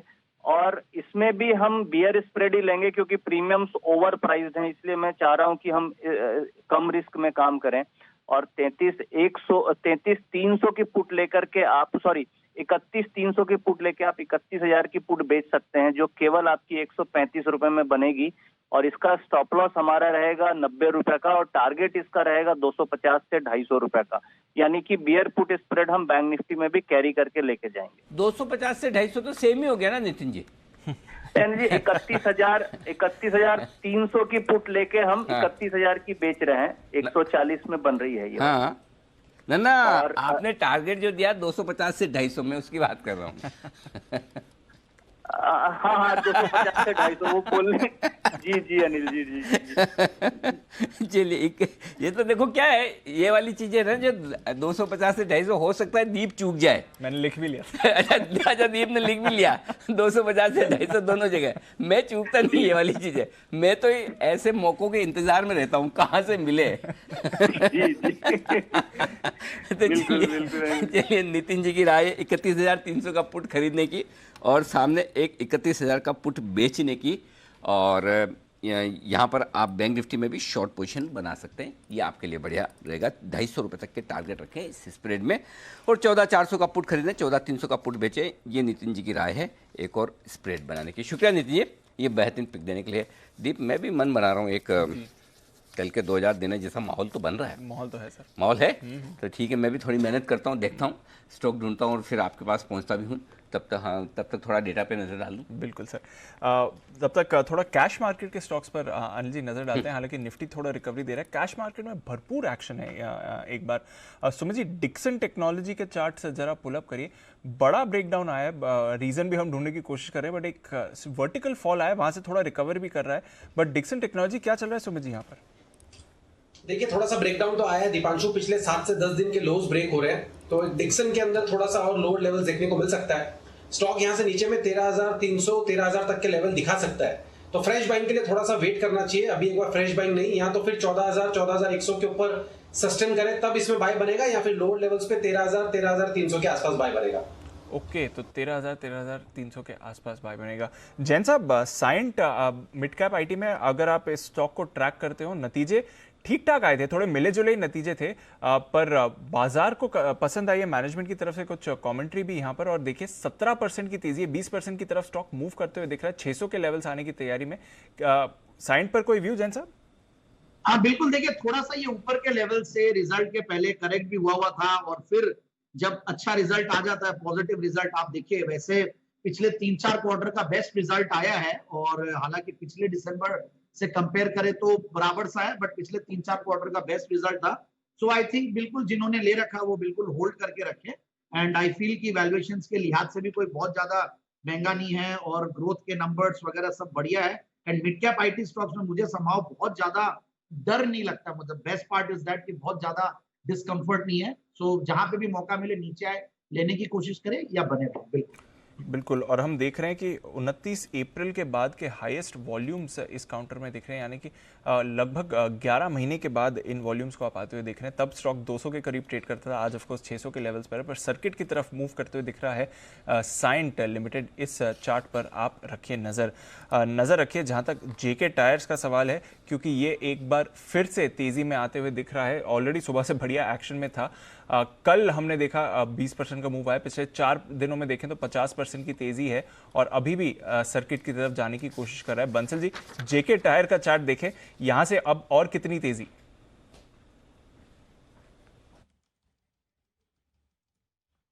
देखिए दीपांशु लेवल तो सारे तोड़ चुका है, और अब जिन्होंने ले रखा है दीपांशु वहां पर थोड़ा सा उनको देखना चाहिए कि जिन स्तरों पे चल रहा है ये 135 के अराउंड ट्रेड कर रहा है, तो 136 137 एक स्ट्रॉन्ग हर्डल है।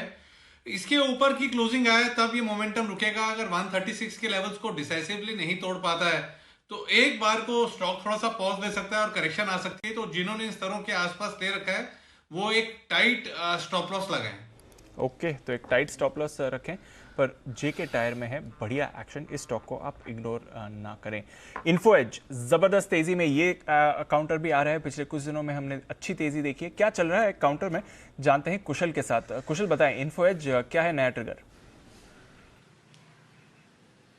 बिल्कुल, और बार बार जो ट्रिगर बनता आ रहा है वो है जोमेटो का, और जोमेटो में नया ट्रिगर ये आ रहा है कि यहाँ पर इन्होंने प्री आईपीओ फंडिंग दोबारा से की है, और यहाँ पर करीब $50 करोड़ जो है ये जुटाते हुए नजर आए हैं। और सबसे इंटरेस्टिंग बात इसमें ये रही है दीपांशु की जो वैल्यूएशन है वहां पर एक सिग्निफिकेंट जंप देखने को मिला है पिछली फंडिंग के मुकाबले। आप देखिए इसके पहले जो फंडिंग दिसंबर एंड तक हुई थी वो करीब $61 करोड़ की हुई थी कुल मिलाकर, और वहां पर जो फाइनल वैल्यूएशन बाजार एस्टिमेट कर रहा था वो $390 करोड़ का था। और इस फंडिंग के बाद जो प्री आईपीओ फंडिंग अभी हुई है $50 करोड़ की, उसके बाद अब सूत्र ये बता रहे हैं कि इनकी जो वैल्यूएशन है वो 550 करोड़ डॉलर पर जा पहुंचेगी। तो अपने आप में ये काफी सिग्निफिकेंट जंप इनकी ओवरऑल वैल्यूएशन के हिसाब से आता हुआ नजर आएगा और आईपीओ के लिहाज से ये काफी बेहतरीन है। आप देखिए मौजूदा हिस्सेदारी करीब 19% की है, वो इस फंडिंग के बाद करीब 17% की रह जाएगी। पर उसके बाद इन्फो एज जो है सबसे बड़ा शेयर होल्डर जो है जोमेटो में बनता हुआ नजर आएगा। तो यानी कि आईपीओ के पहले आप देखिए इन्फो एज सबसे बड़ा शेयर होल्डर जोमेटो में बनेगा और जोमेटो का सूत्र ये बता रहे हैं कि उनकी आईपीओ मार्केट में एंट्री के पहले वो वैल्यूएशन अपनी करनी चाह रहे हैं 600 से 800 करोड़ डॉलर। तो अपने आप में एक बहुत बड़ा ट्रिगर और आपने देखा ही था कि यूएस में किस तरह से डोरडैश की प्रीमियम लिस्टिंग हुई थी। बिल्कुल, और जोमेटो के लिए भी ट्रिगर्स बनते हुए जा रहे हैं, आईपीओ का भी इंतजार है। इन्फो एज की मैनेजमेंट भी इस हफ्ते हमारे साथ जुड़ी थी न्यूज़ पर व्यू सेगमेंट में और उन्होंने भी बताया था कि किस तरह से कारोबार बढ़िया स्ट्रेंथ दिखा रहा है। तो नज़र रखिए इन्फो एज पर। सिमी जी, चार्ट्स पर क्या दिख रहा है इन्फो एज पर? क्या कौन से अगले लेवल्स आते हुए आपको दिखते हैं? दीपांशु, चार्ट तो काफी स्ट्रॉन्ग है और मुझे लगता है कि करंट लेवल से भी ये स्टॉक और जा सकता है ऊपर। 5500 के आसपास टारगेट है जो मुझे लगता है कि आज या कल के सेशन में पॉसिबल है। ये तो 5500 और उसके भी बियॉन्ड जाते हुए आपको काउंटर दिख सकता है। नजर रखिए इस पर। बसीन साहब भी हमारे साथ तैयार हैं, उनके BTSTT कॉल के लिए स्वागत करते हैं उनका।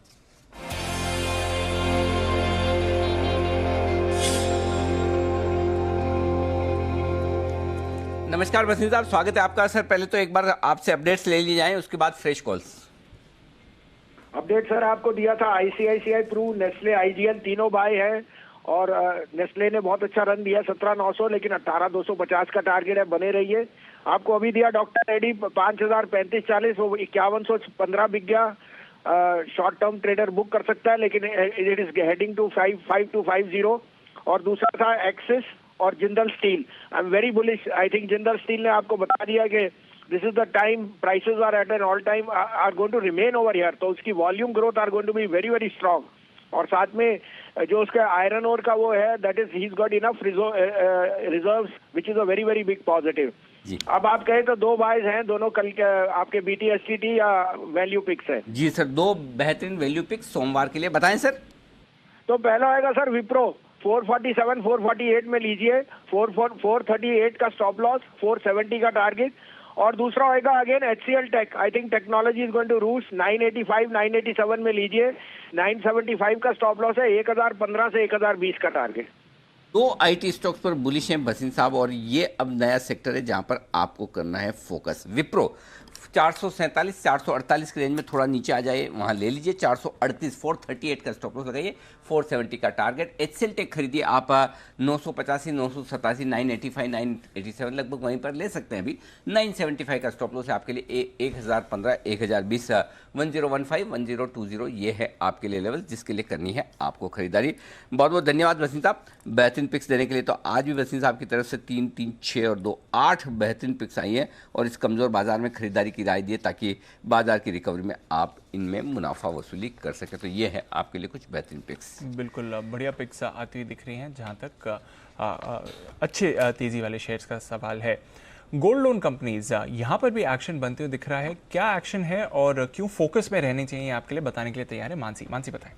जी बिल्कुल दीपांशु, देखिए गोल्ड लोन कंपनियों की मांग में लगातार तेजी देखने को मिल रही है और काफ़ी सारे पॉजिटिव ट्रिगर्स हैं जो कि सोचने पर मजबूर कर रहे हैं कि गोल्ड लोन कंपनियों का फ्यूचर काफ़ी अच्छा है। रोजाना कंपनियों के गोल्ड लोन कारोबार में नए ग्राहक जुड़ते हुए दिख रहे हैं। मुथूट फाइनेंस की अगर बात करें तो उनके पास 2 से 3 करोड़ का कस्टमर बेस है और कंपनी के पास 60 लाख से ज़्यादा एक्टिव लोन अकाउंट्स फिलहाल मौजूद हैं। पिछले 3 महीनों में रोजाना कंपनी ने नए ग्राहक जोड़े हैं और कंपनी को नई तकनीक और साथ ही अच्छे सर्विसेज का काफी हद तक फायदा मिल रहा है जो कि वो कस्टमर्स को प्रोवाइड कर रहे हैं। 3 साल में गोल्ड लोन कारोबार में 15% की बढ़त के उम्मीद भी कंपनी लगाकर चल रही है और कुल 3,330 ब्रांच है कंपनी के पास। 150 से 200 नए ब्रांचेस खोलने का भी लक्ष्य इनका है। गोल्ड लोन की मांग की अगर बात करें, इनके बढ़ने से कंपनियों के AUMs में बढ़त लगातार देखने को मिलती है जो कि पॉजिटिव है। पिछले दिनों गोल्ड लोन कंपनियों के लिए फेस्टिवल सीजन काफी अच्छा साबित होता हुआ दिखा। मांग में तेजी के कारण अगर देखें, एक तो एसेट क्वालिटी आकर्षक हैं। लोन स्ट्रक्चर बेहतर होने से यहाँ पर एसेट लायबिलिटी की स्थिति भी साफ देखने को मिलती है। एनबीएफसीज के मुकाबले बेहतर रिटर्न्स देने में भी ये सफल है और सिर्फ गोल्ड पेमेंट जो गोल्ड फाइनेंस सेगमेंट है उन पर फोकस होता है इनका, तो इससे जोखिम जो है वो भी कम हो जाता है। पिछले दिनों कोरोना काल में काफी हद तक नकदी की समस्या रही, जिसके चलते मांग में बढ़त लगातार हमने देखी है। कोरोना काल से लेकर अब तक 24 मार्च से अब तक के उछाल की अगर बात करें, मुथूट फाइनेंस में 130% का अपटिक देखने को मिल चुका है। रिटर्न्स दिए 130% के, मनप्पुरम फाइनेंस ने करीब 96% के। गिरते बाजार में एक बार गोल्ड फाइनेंस कंपनियों को बिल्कुल देखना चाहिए। ओके, तो गोल्ड फाइनेंस कंपनीज पर रखें नज़र। थोड़ा यहाँ पर भी हमने उतार चढ़ाव आते हुए देखा है। वागले साहब, मुथूट फाइनेंस अब 1150 के करीब फिसल चुका है काउंटर। ये अट्रैक्टिव एंट्री लेवल से या फिर और वीकनेस देखते हैं चार्ट पर सर? तो नहीं, एंट्री नहीं करना चाहिए। मेरा ये स्पेस में न्यू बेरिश है। बैंकिंग स्पेस और फाइनेंशियल स्टेटमेंट पे वीकनेस दिखाई देता है। मुथूट ने अगर 1160 के लेवल तोड़ दिए, इधर 57 टू 55, मुझे लगता है ये 1100 तक नीचे जा सकता है, तो बाइंग तो बिल्कुल भी अवॉइड करें। ओके, तो फिलहाल अवॉइड करें। वैसे ट्रिगर्स पॉजिटिव हैं, बट क्योंकि बाजार में मुनाफा वसूली का दौर चल रहा है और आप गिरावट भी आते हुए देख रहे हैं, तो दोनों तरफ के मूवमेंट हो सकते हैं। इस समय एंट्री लेने की सलाह नहीं रहेगी, पर एंट्री आप ज़रूर कंसिडर कर सकते हैं कुछ और कैश स्टॉक्स में, क्योंकि वहाँ पर आज और भरपूर एक्शन आ रहा है।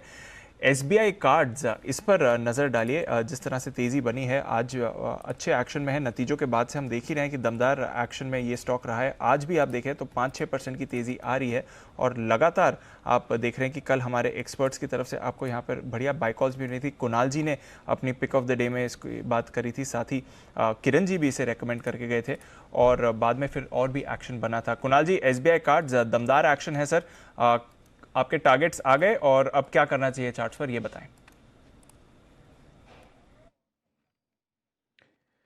दीपांशु, चार्ट बहुत शानदार है। स्पेशली अगर आप इसका वीकली चार्ट देखें तो मुझे बहुत अच्छा लगता है। आज ज़रूर इसमें वॉलेटिलिटी पिछले 2 दिनों में देखने को मिली, नीचे भी स्टॉक आया, लेकिन फिर बहुत शानदार रिकवरी आते हुए दिखी है। और जिस तरह का स्ट्रक्चर है, मुझे लगता है ये स्टॉक आपको 1100 1150 के लेवल्स भी दिखा सकता है। तो जो थोड़ा सा इसमें होल्ड कर सकते हैं, मुझे लगता है कि पोजिशनल बेसिस पर होल्ड करना चाहिए।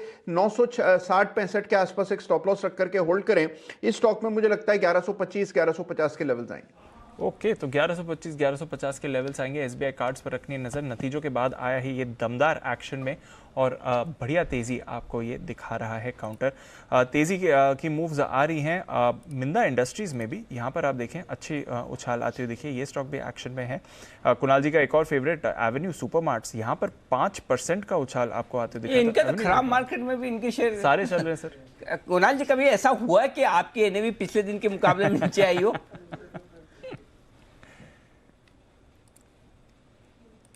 अनिल जी, बहुत बार होता है। अनिल जी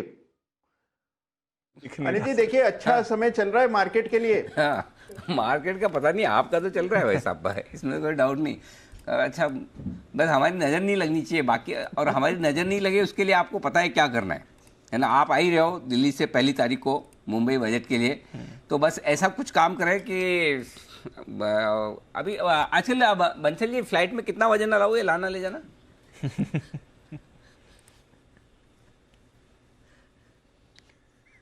अनिल जी देखिए, हम तो इतना सामान कैरी नहीं करते हैं, तो हमारा जो लगेज है, छोटा सा लगेज होता है, वो अनिल जी अलाउड है, इतना मालूम है। देखिए, पैकेट तो लाएंगे जैन साहब जयपुर से। जयपुर का सारा खाने पीने का वाला सामान आने की तैयारी में है, तो चिंता न करें।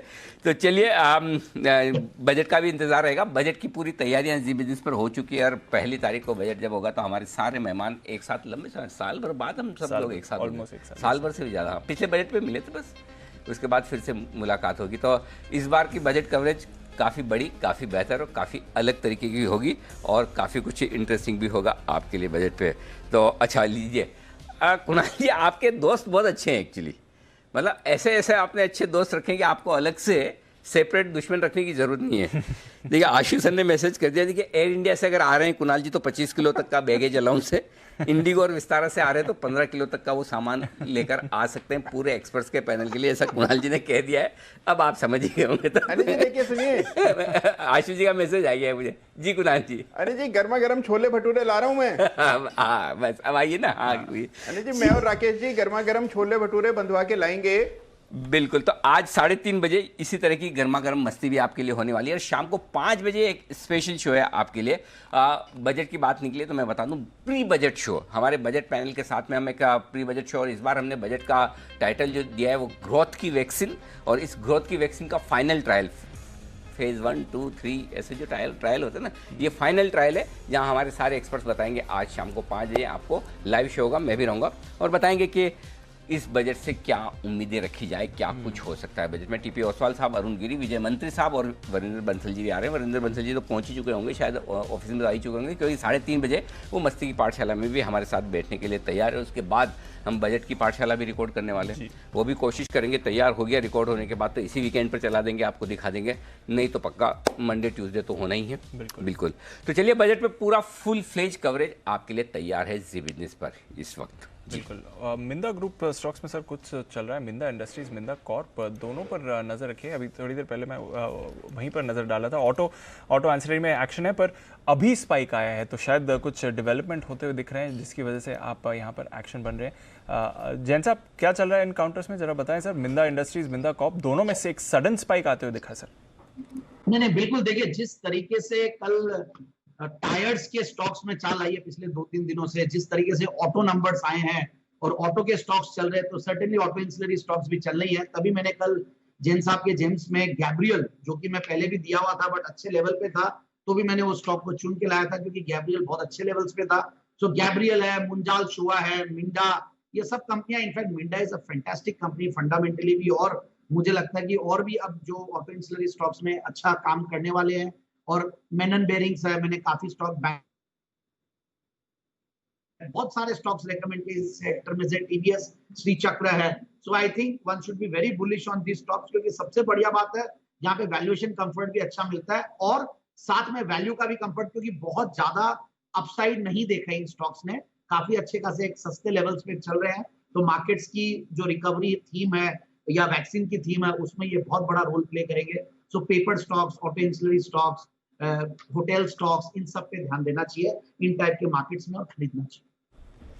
ओके, तो ये है मिंडा ग्रुप के सारे स्टॉक्स में जो बड़ा एक्शन है उस पर। बंधन बैंक की कॉन कॉल में क्या कुछ पॉजिटिव और क्या कुछ नेगेटिव बातें सामने आई है, जानते देवांशी से। देवांशी बताइए।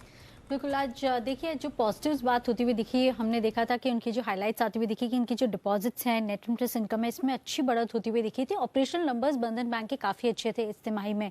नेट इंटरेस्ट इनकम इस बार करीब 35% तक बढ़ते हुए दिखे थे। डिपॉजिट्स में करीब 30% की बढ़त आती हुई दिखी, और वो इसलिए इंपॉर्टेंट है क्योंकि इनके जो लो कॉस्ट डिपॉजिट्स है, इनके मार्जिन को काफ़ी सहारा मिलता हुआ दिखा, और साथ ही उनके जो कुल AUM है उसमें 23% की बढ़त सालाना आधार पर आती हुई दिखी, जो कि अनुमान से थोड़े से बेहतर थे। कलेक्शन एफिशिएंसी को लेकर चिंता थी, लेकिन मैनेजमेंट का ये कहना था कि 90% जो कलेक्शन एफिशिएंसी वो हो चुकी है। साथ ही कई ऐसे ग्राहक हैं जो कि पूरा का जो पेमेंट है वो करते हुए दिख रहे हैं। 80% उनके जो ग्राहक हैं कुल, वो पेमेंट कर रहे हैं पूरी तरह से। उसमें भी 13 से 14% ऐसे ग्राहक हैं जो पार्शियल पेमेंट कर चुके हैं, बहुत ही कम रकम बची है। ये पॉजिटिव हाईलाइट बनता हुआ दिखा था, और साथ ही अनिश्चितता काफ़ी थी। इसी के चलते मैनेजमेंट ने इस बार करीब 1000 करोड़ से ज़्यादा के प्रोविजंस रखे हैं, जिसके चलते मुनाफे पर असर होती हुई दिखी। और साथ ही इनका आगे के जो आउटलुक है वो काफ़ी पॉजिटिव लग रहा था। इनका कहना था कि जो चौथी तिमाही में बैंक है वो बैंक के लिए काफ़ी पॉजिटिव क्वार्टर होता है, तो आने वाले टाइम में काफ़ी ग्रोथ की उम्मीद की जा रही है। जो क्रेडिट कॉस्ट से वो 5% से कम रहने का अनुमान है। NPAs बढ़ेंगे, लेकिन ज्यादा बढ़ने का आशंका कम होती हुई दिख रही है। और इसी के अलावा जो इलेक्शन है उसमें जो वेवर की बातें चल रही है, तो मैनेजमेंट का ये कहना था कि वेवर का जो आशंका है वो बहुत ही कम है। अब तक जितनी भी बार वेवर की बातें हुई है उससे बैंक को कभी इम्पैक्ट होता हुआ नहीं दिखा है, तो लॉन्ग टर्म में कोई ज़्यादा इम्पैक्ट नहीं करेगा। लेकिन नेगेटिव बातें ये थी कि आप देखिए असम और बेंगल, अगर वेस्ट बंगाल की बात करें तो यहाँ पे जो कलेक्शन एफिशिएंसी थी वो काफ़ी कम होती हुई दिखी थी। काफ़ी ऐसे ग्राहक थे जिनको ऑलरेडी लग रहा था कि ये वेवर मिल चुका है और इसी के चलते वो पेमेंट नहीं कर रहे थे, तो यहाँ पे कलेक्शन करना थोड़ा सा मुश्किल काम होता हुआ दिख रहा है।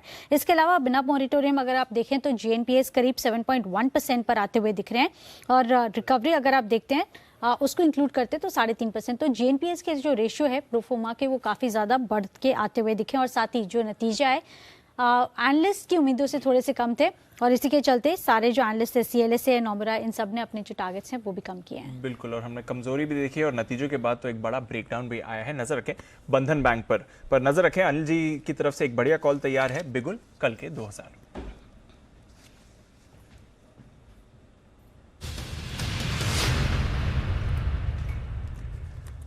बताएं सर। डीप शॉर्ट करने की राय और शॉर्ट करना है इंडसइंड बैंक जो 894 895 के आसपास इस वक्त ट्रेड कर रहा है, 894 895। एक तो जैसा अभी देवांशी ने कहा बंधन बैंक को लेकर, तो वहीं से ट्रिगर है कि जिस वजह से बंधन बैंक के रिजल्ट्स खराब और आपको एनपीए क्वालिटी ज़्यादा खराब होती हुई दिख रही है, लगभग वही सिचुएशन इंडसइंड बैंक के लिए भी, क्योंकि इन्होंने भी आपको याद होगा एसकेएस माइक्रो का इन्होंने एक्विजिशन किया था, जो एमएफआई जो माइक्रो फाइनेंस इंस्टीट्यूशन है, और वहीं से सारा दबाव आता दिख रहा। तो इनके रिजल्ट्स में भी वो रिस्क है जो बंधन बैंक के लिए थी, पहली चीज़ ये। दूसरी चीज़ ये कि मैं इंतज़ार कर रहा था 3:05 वाले फैक्टर का। मैंने कहा अगर लास्ट के आधे एक घंटे में रिकवरी आनी है तो एकदम लोएस्ट लेवल पर आपको शॉर्ट ना दे दें। तो वो रिकवरी 3:05 होने आए, कोई रिकवरी के खास आसानी नहीं दिख रही, बल्कि आखिरी आधे घंटे में और नीचे जाकर दिन के लो पॉइंट की तरफ बंद होने के लिए बाजार तैयार हो रहा है। तीसरी चीज़ एक और है कि वायदा कारोबार में देखिए हाईएस्ट ओपन इंटरेस्ट गेनर है आज शॉर्ट साइड पर। लॉन्ग साइड पर बजाज ऑटो 35% ओपन इंटरेस्ट बना है और इंडसइंड बैंक में 32% ओपन इंटरेस्ट। इससे आप अंदाजा लगा सकते हैं किस तरह के शॉर्ट्स बने हैं। और आखिरी रीजन है जो वागले साहब ने आज क्लोजिंग शो में सबसे पहला कॉल इंडसइंड बैंक पर ही शॉर्ट दिया। मैं इंतजार कर रहा था कि 900-905 की रेंज में मिले तो बहुत बढ़िया होता, लेकिन चूंकि आया नहीं, तो जो लेवल्स वागले साहब ने दिए वही रखें। वागले साहब ने 912 का स्टॉप लॉस दिया है, 880-870 के टारगेट वागले साहब ने दिए वही रखिए, 880 और 870 के टारगेट। एक टारगेट और ऐड कर देता हूँ 855 तक का। अगर बाजार खराब रहा तो नीचे के टारगेट आप ट्रेल करते चलें, अगर बाजार खराब हुआ तो ये गिरने में आगे रहेगा। तो आपको पता है गिरने में ही आगे रहेगा, उस लिहाज से आपको रखना है ये। इसको आप 900-905 की रेंज तक अगर उछाल आता है तो वापस बेचिए। 912 का स्टॉप लॉस जो वागले साहब ने बताया वो रखिए। वागले साहब कुछ बदलाव करना है तो बताएं सर। बिल्कुल भी नहीं है, एकदम बिल्कुल सही है। 950 का मेरा पोजिशनल टारगेट है 2 से 3 दिनों का। आज एक और दिन 10 रुपये की मूव आनी चाहिए, मंडे तक 870 के लेवल भी नीचे। ओके, सोमवार तक 870 तक के लेवल्स के लिए आपको यहाँ पर इंडसइंड बैंक में करनी है बिक वाली जीती। बिल्कुल, तो IndusInd bank highest of high betas banking space पे और कमजोरी दिख रही है। बंधन बैंक के बाद थोड़ा और मूड माहौल बिगड़ा है जहाँ तक बैंक्स का सवाल है, तो यहाँ पर प्रेशर और बनते हुए दिख सकता है। वापस 1000 पॉइंट नीचे बैंक निफ्टी है और 200 से ज़्यादा पॉइंट्स नीचे निफ्टी है। तो जो थोड़ी रिकवरी आई थी सस्टेन नहीं हो पा रही है इस समय, और इसलिए वहाँ पर आप प्रेशर बनते हुए देख रहे हैं। प्रेशर इस स्पेस में बन रहा है, पर हम लगातार बात कर रहे हैं कैश स्टॉक्स की, ऑटो सेक्टर से जुड़े कंपनीज की, जहाँ पर अच्छा एक्शन आ रहा है। और जैन साहब, फिलिप्स कार्बन यहाँ पर लगातार एक्शन बन रहा है, नतीजों के बाद भी हम देख रहे हैं कि जो तेजी का माहौल है बरकरार। थोड़ा ऊपरी स्तरों से मुनाफा वसूली हुई है, पर क्या इन लेवल्स पर अट्रैक्टिव एंट्री रहेगी या फिर अब थोड़ा मुनाफा वसूली करें और फिर ही एंटर करें? थोड़ा वेट करना चाहिए। देखिए नीचे के लेवल से काफी चल गया। मुझे याद है मंडे के दिन एसपीएल मिड कैप में सेठी साहब ने दिया था, और उस दिन देखिए इत्तेफाक ये था कि पिक ऑफ द वीक देना था, बट मैं पिक्स ऑफ द डे के तौर पे मैं फिलिप्स कार्बन को भी लिख के लाया था और आईएक्स को भी लिख के लाया था, बट दोनों के बारे में बात या जिक्र नहीं कर पाया था। बट यस, मुझे ध्यान है 2:30 बजे के शो में, 2:35 के शो में उन्होंने भी दिया था। और फिर जिस तरीके के रिजल्ट्स आए हैं, बेहतरीन रिजल्ट्स थे, मतलब एक्स्ट्रा ऑर्डिनरी। और जिस तरीके से टायर्स के स्टॉक्स के रिजल्ट्स आ रहे हैं, टायर कंपनीज के, तो टायर के ऊपर मेनली डिपेंडेंट ये कंपनी रहती है। सो फिलिप्स कार्बन बिल्कुल मुझे ऐसा लगता है कि नीचे के लेवल्स पे लेना चाहिए। अभी सर्टेनली बहुत बड़ी तेजी आ चुकी है, तो होल्ड तो करके रखना ही है। डिविडेंड यील्ड बहुत बढ़िया है, डेट्स को कम किया है, और वैल्यूएशंस भी 12-13 के वैल्यूएशंस पे है, पी मल्टीपल्स पे, और अच्छे ग्रुप की company RP Sanjiv Goenka group की। So I think continue holding it, and अच्छे क्वार्टरली रिजल्ट्स आए हैं, आगे भी आने वाले दिनों में अच्छे रिटर्न्स बन सकते हैं। सो 240-50 के लेवल्स के लिए आने वाले 6-9 महीने के लिए इसको होल्ड करें। ओके, तो फिलिप्स कार्बन को होल्ड करें। और फिलिप्स कार्बन खरीदने की राय सेठी साहब ने भी दी थी इसी हफ्ते रिजल्ट से ठीक पहले, और उन्होंने कहा भी था कि बड़े तगड़े रिजल्ट आएंगे, सारे लेवल्स पार। खराब बाजार में भी फिलिप्स कार्बन बहुत बहुत बहुत मजबूत ट्रेड करता हुआ दिख रहा है। आइए 3 स्टॉक ऐसे हैं जो इस वक्त वायदा कारोबार के बैन में है। सिचुएशन देख लेते क्या है बैन से बेनिफिट।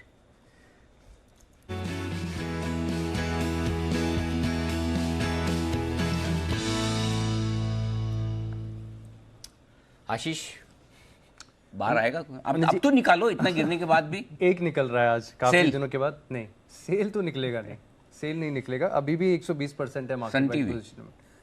सन टीवी भी नहीं निकला। आइडिया हाँ, तब 3 तो फिर तीसरा तो गैस मेरा सही हो जाएगा।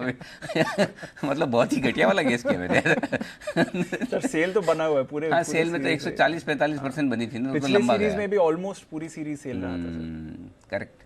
सर 76% आ गया। ये तो पक्का आ जाएगा। हाँ, ये तो पक्का निकलेगा। ठीक है, चलो अच्छा। सन टीवी बॉर्डर पे जी।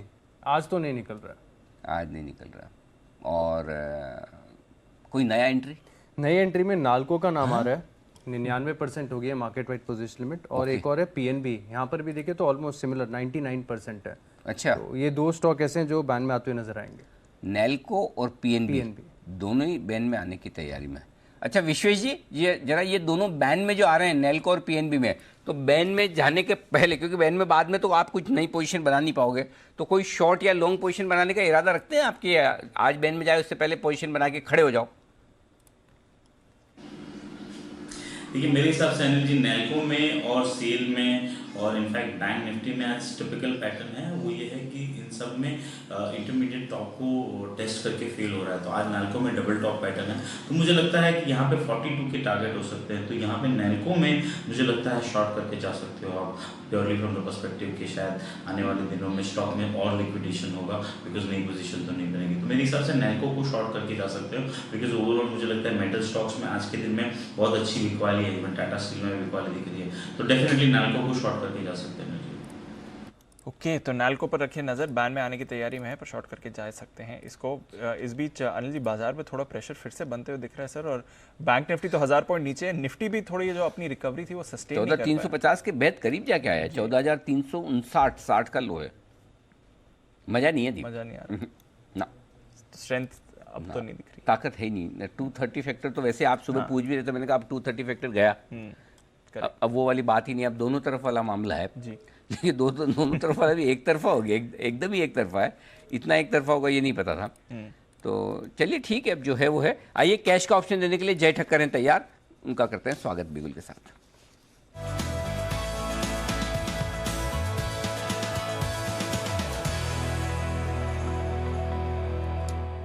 जय, कुछ ना कुछ पुटी खरीदवाएंगे आप? मुझे ऐसा लग रहा है देख के आपको। ग्रीन टी शर्ट तो आपने पहनी भली है, लेकिन इरादा क्या है? अनिल जी क्या बात है, जजमेंट है आपका अनिल जी। अनिल जी स्टॉक तो आप पकड़ ही ले तो अच्छी तरह से, आप फेस रीडिंग भी अच्छा कर लेते हैं अनिल जी। बताए, क्योंकि मैं थोड़ा डेटा देख रहा था, थोड़ा आपका चेहरा देख रहा था, दोनों देख के लगा कि बाय कॉल नहीं आएगा।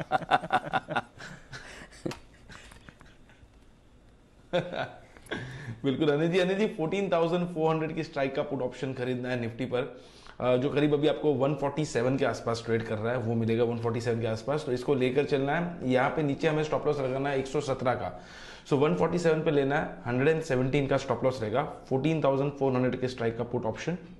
फर्स्ट टारगेट इसमें बन रहा है 189 का, सेकंड टारगेट बन रहा है 205 का। 189 205 ये दो टारगेट्स के लिए 14,400 के स्ट्राइक का पुट खरीदेंगे। रीजन ये एनर्जी की, जैसे आपने कहा कि क्लियरली मुझे ऐसा लग रहा है कि there is a probability from here on के शायद हमें एक शॉर्ट टर्म एक रिवर्सल देखने मिले, बिकॉज जो हिसाब से बैंकिंग फाइनेंशियल्स में एक ब्रेकडाउन, क्लियर ब्रेकडाउन देखने मिल रहा है, वो देखकर मुझे ज़्यादा लग रहा है कि निफ्टी में प्रेशर बनेगा।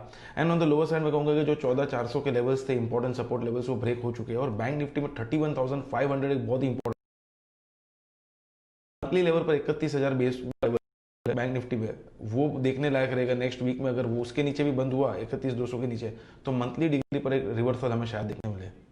31,200 बराबर है, वो भी एक लेवल है, वही हम बात कर रहे हैं। 31,200 31,350 आखिरी सपोर्ट रेंज है। बैंक निफ्टी अब वहाँ होल्ड कर रहा है। निफ्टी तो अभी भी 14,275 14,350 को खराब नहीं किया। ये लो 31,200 के भी नीचे जाने की तैयारी। बैंक निफ्टी पे क्या दिख रहा है जय, कोई यहाँ पर कॉल है या फिलहाल आप अवॉइड करेंगे? जी क्लियर लग तो रहा है वीक है, बट काफी गिर चुका है। तो यहाँ पे मैं कहूंगा कि risk reward point of view मुझे इतना क्लियर नजर नहीं आ रहा है कि यहाँ पे हम कुछ पोजीशन लेकर चले। बट ये डेफिनेटली कह सकता हूँ कि किसी की अगर लॉन्ग पोजीशन हो तो डेफिनेटली यहाँ पे लॉन्ग पोजीशन ट्रिम कर देनी चाहिए डेफिनेटली, बिकॉज एक रिवर्सल आ चुका है अनिल जी यहाँ पे। और 31,200 जो हिसाब से मैंने एक लेवल बताया, वो लेवल के नीचे अगर बंद होता है बैंक निफ्टी मंथली बेसिस पर, तो अनिल जी हमें एक अच्छा खासा करेक्शन देखने मिल सकता है। ओके, तो ये है आपके लिए निफ्टी बैंक निफ्टी दोनों पर वीकनेस आती हुई दिख रही है। पर इक्विटी मार्केट्स में, सेकेंडरी मार्केट्स में बढ़िया एक्शन आज नहीं है, पर प्राइमरी मार्केट जहां पर आईपीओ का एक रश है, वहां पर देखिए Anil ji, Indigo paints IPO बस कुछ ही देर में बंद होने वाला है सर। उससे पहले एक्टिविटी बढ़ रही है।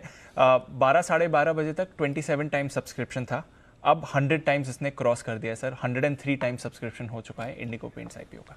सुबह आपने बोला तो मैं यही कह रहा था कि दोनों में से एक लगाना है तो इंडिगो लगाना है। क्लियर कर आप देख लीजिए, जहाँ आप IRSC में कहा लॉन्ग टर्म के लिए ही लगाइए, तो मुश्किल से 3 गुना हो रहा है। हाँ, 2-3 गुना। करेक्ट। तो कई बार कई सारी चीज़ों का जजमेंट लेके बताना होता है IPO में। और आप देखिए खराब मार्केट में भी अभी भी 100 गुना भरा है, तो इसमें पैसे बनेंगे। और डिफरेंस भी आप बताने वाले अच्छे और बड़े लिस्टिंग गेन्स का। हाँ, इसमें और होम फर्स्ट में वो लिस्टिंग के दिन पता चल जाएगा सबको अच्छे गेन्स क्या होते हैं, बड़े गेन्स क्या होते हैं, और लॉन्ग टर्म के लिए क्यों बोला जाता है। हाँ, तीनों में शॉर्ट टर्म। हाँ, बिल्कुल दीप। देखिए सारी चीज़ें है ना, क्या होता है कि जब हम टीवी पे कहते हैं तो आजकल क्या लोगों की आदत बड़ी, हर शब्द को पकड़ने की कोशिश करते हैं जी। तो हमें भी थोड़ी सेफ्टी चाहिए जब बोलते हैं तो कि भाई ठीक है, रोज ये वैसा हाल है कि कंपनियां हर 3 महीने में इम्तिहान देती है, हमें हर रोज इम्तिहान देना है। सही बात है, वैसा हाल है। तो चलिए, इंडिगो में बस दिक्कत एक ही है, और वो ये कि अलॉटमेंट नहीं मिलेगा।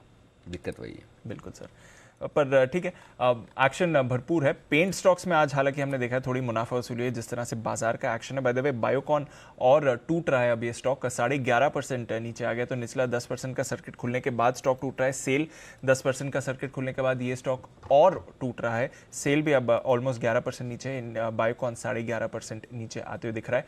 बंधन बैंक में तो हमने ब्रेकडाउन देखा है, इंडसइंड बैंक पर अनिल जी ने आपको अभी सेल कॉल दी है। आरबीएल बैंक पर भी एक बड़ी बिकवाली आती हुई दिख रही है, 8.5% नीचे आरबीएल बैंक भी है। सिमी जी, आरबीएल बैंक क्या चल रहा है इस चार्ट में, और वीकनेस देखती हैं? जी बिल्कुल दीपांशु, मुझे लगता है जिस तरह से बैंक निफ्टी टूटा है उसके बाद तो लग रहा है कि आरबीएल बैंक में भी नया वीकनेस देखने को मिलना चाहिए। इनिशियल सपोर्ट 227-226 के आसपास है, अगर वो सपोर्ट टूट गया तो ये स्टॉक 220 के आसपास जाएगा। सेल को यहाँ पे इनिशिएट किया जा सकता है 237 के स्टॉप। ओके, तो ये है आपके लिए आरबीएल बैंक पर ब्रेकडाउन। तो बड़े बड़े ब्रेकडाउन्स आ रहे हैं, वापस 1000 पॉइंट नीचे बैंक निफ्टी है। निफ्टी डबल सेंचुरी लगाकर गिरावट दिखा रहे हैं, 750 अंक की गिरावट आपको सेंसेक्स पर दिख रही है, 49,000 के नीचे आया। तो 50,000 जो कल ओपनिंग टिक पे हिट किए थे, वहां से अगर आप देखें तो लगभग 1100 पॉइंट्स की गिरावट आपने सेंसेक्स पर देखी है। पर इस बीच ढेर सारे और स्टॉक्स हैं जो होल्ड आउट भी कर रहे हैं। 10% नीचे अगर आपको बायोकॉन दिख रहा है, तो 10% ऊपर आपको बजाज ऑटो भी दिख रहा है, और शानदार तेजी बजाज ऑटो, बाकी के ऑटो स्टॉक्स और ऑटो एंसिलरी स्पेस में भी आती हुई दिख रही है। पर बजाज ऑटो पर इतनी बड़ी तेजी क्यों है, जानते हैं कुशल के साथ। कुशल बताएं।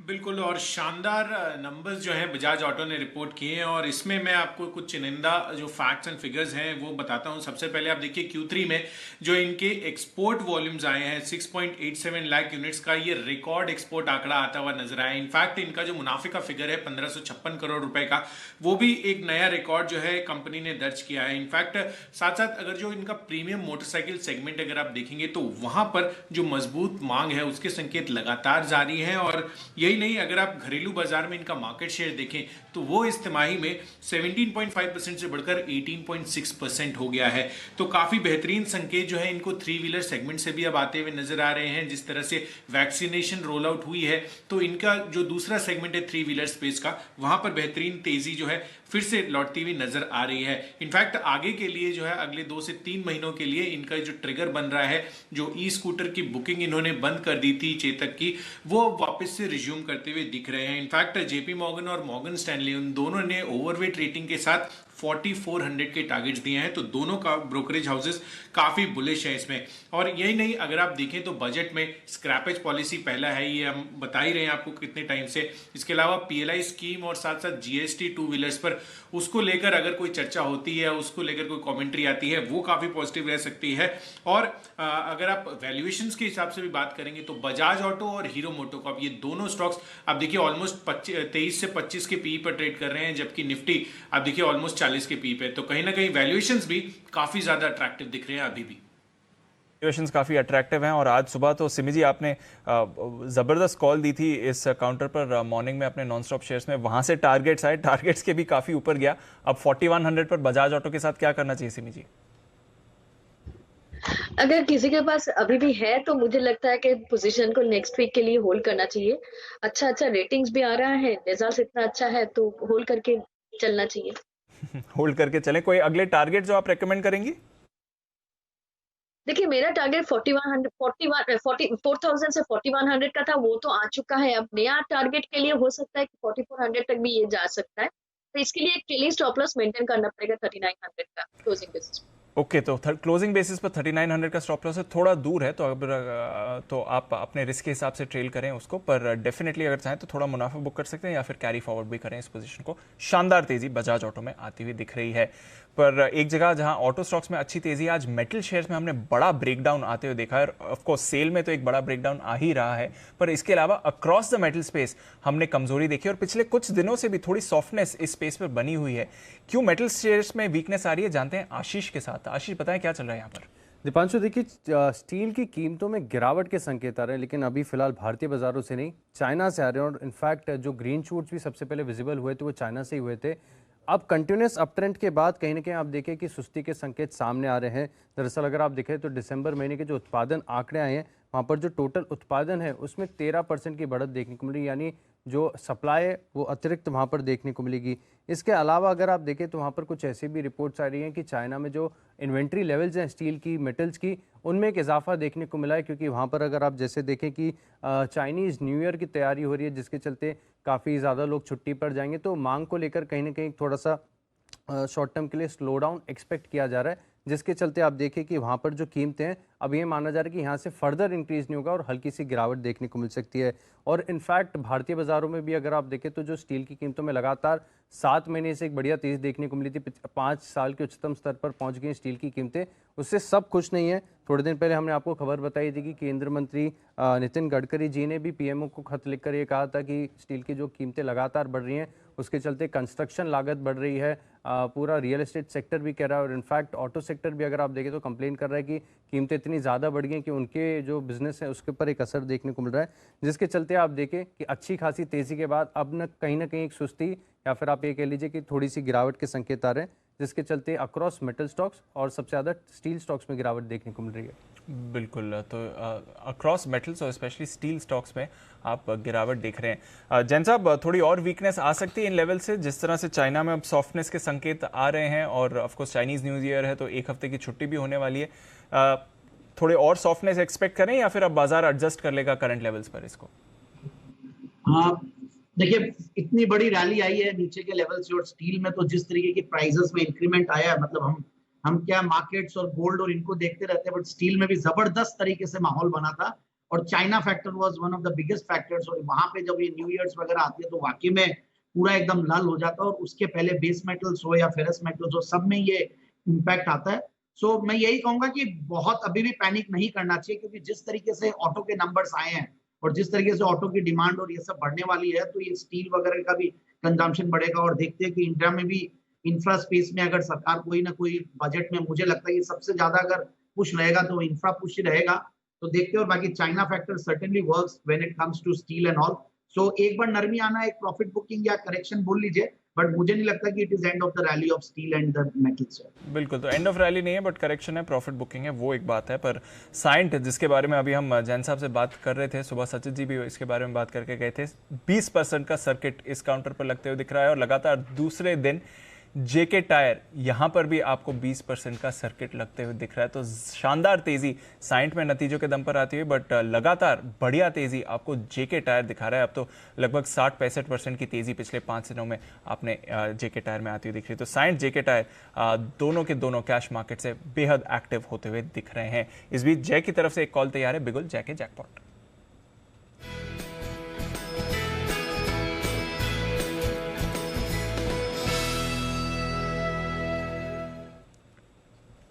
बताएं जय। जी दीपांशु, जैसे मैंने कहा कि बैंकिंग फाइनेंशियल्स थोड़ा मुझे वीक लग रहा है, तो उसमें से LIC हाउसिंग फाइनेंस मुझे ऐसा लग रहा है कि यहाँ पे हमें एक मंदी देखने मिल सकती है और 390 तक के लेवल्स तक फिसल सकता है LIC हाउसिंग फाइनेंस। इसीलिए इसका 410 के स्ट्राइक का पुट ऑप्शन खरीदने की सलाह है। 7 रुपये पे इसको खरीद कर चलना चाहिए। इसकी वैल्यू ओवरऑल ऐसे तो हो जानी चाहिए, इंट्रिंसिक वैल्यू इसकी 20 रुपये की, बट हावेवर हमारे शॉर्ट टर्म टारगेट्स दीप यहाँ पे रहेंगे। पहला टारगेट रहेगा 12 रुपये का, सेकंड टारगेट बन रहा है 15.5 का। 12 और 15.5 15.5 ये दो टारगेट्स के लिए 7 रुपए पर खरीदना है इसके 410 के स्ट्राइक का पुट ऑप्शन, और इसमें हमें नीचे के स्टॉप लॉस जो लगाने वो रहेंगे 3 रुपए 80 पैसे पे।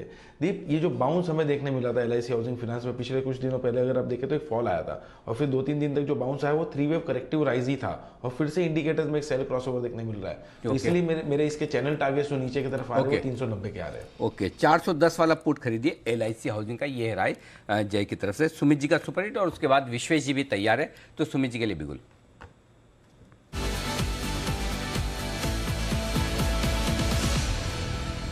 बताएं सुमित जी। अनिल जी, कल देखिए मद्रास फर्टिलाइजर दिया था, आज मार्केट में कुछ भी हुआ हो मद्रास फर्टिलाइजर टिका हुआ है और अभी भी 5% ऊपर है। तो वैसा ही एक स्टॉक और रडार पे आया है जो कि मेरे को लगता है अगले हफ्ते एक परफॉर्मेंस दिखा सकता है। स्टॉक का भाव चल रहा है 254 रुपए, 255 रुपए। स्टॉक का नाम है ओरिएंट इलेक्ट्रिक।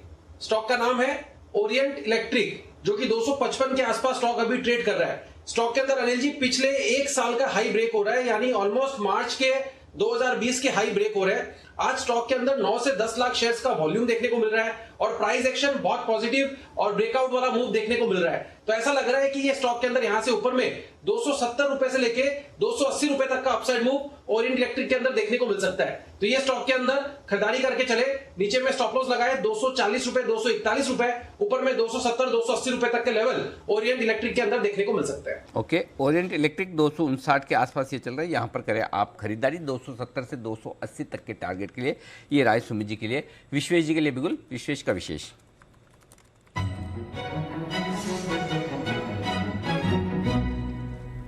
बताएं विश्वेश जी। देखिए अनिल जी, बेचना है और बेचना है फिन निफ्टी, फाइनेंशियल निफ्टी, जो 15,160 के आसपास चल रहा है। मुझे लग रहा है कि देखिए फर्स्ट टाइम सिंस सितंबर 2020, मतलब लास्ट 5 महीने में पहली बार फिन निफ्टी जो है वो अपने शॉर्ट टर्म की एवरेजेस तोड़ रहा है। अलॉन्ग विद दैट उसने अपना इंटरमीडिएट स्विंग लो जो था 18 जनवरी का, वो भी तोड़ा है। मुझे ऐसा लग रहा है कुछ यहाँ पे लार्जर प्रॉफिट बुकिंग के सिग्नेचर हो सकते हैं।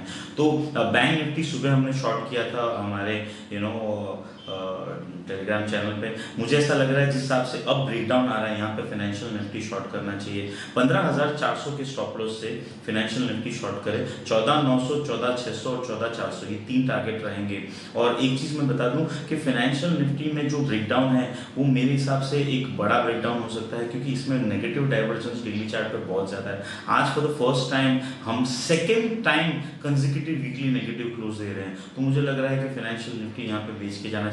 एक डबल टॉप पैटर्न भी दिख रहा है हमको निफ्टी, बैंक निफ्टी सब में। तो starting with the financial Nifty मेरे हिसाब से short is something we should initiate. Okay, तो ये है आपके लिए निफ्टी फाइनेंस पर बिकवाली की राय अब विश्वेश जी की तरफ से। पर आइए जल्दी से अनिल जी की फाइनल स्ट्रैटेजी ले लेते हैं। बिल्कुल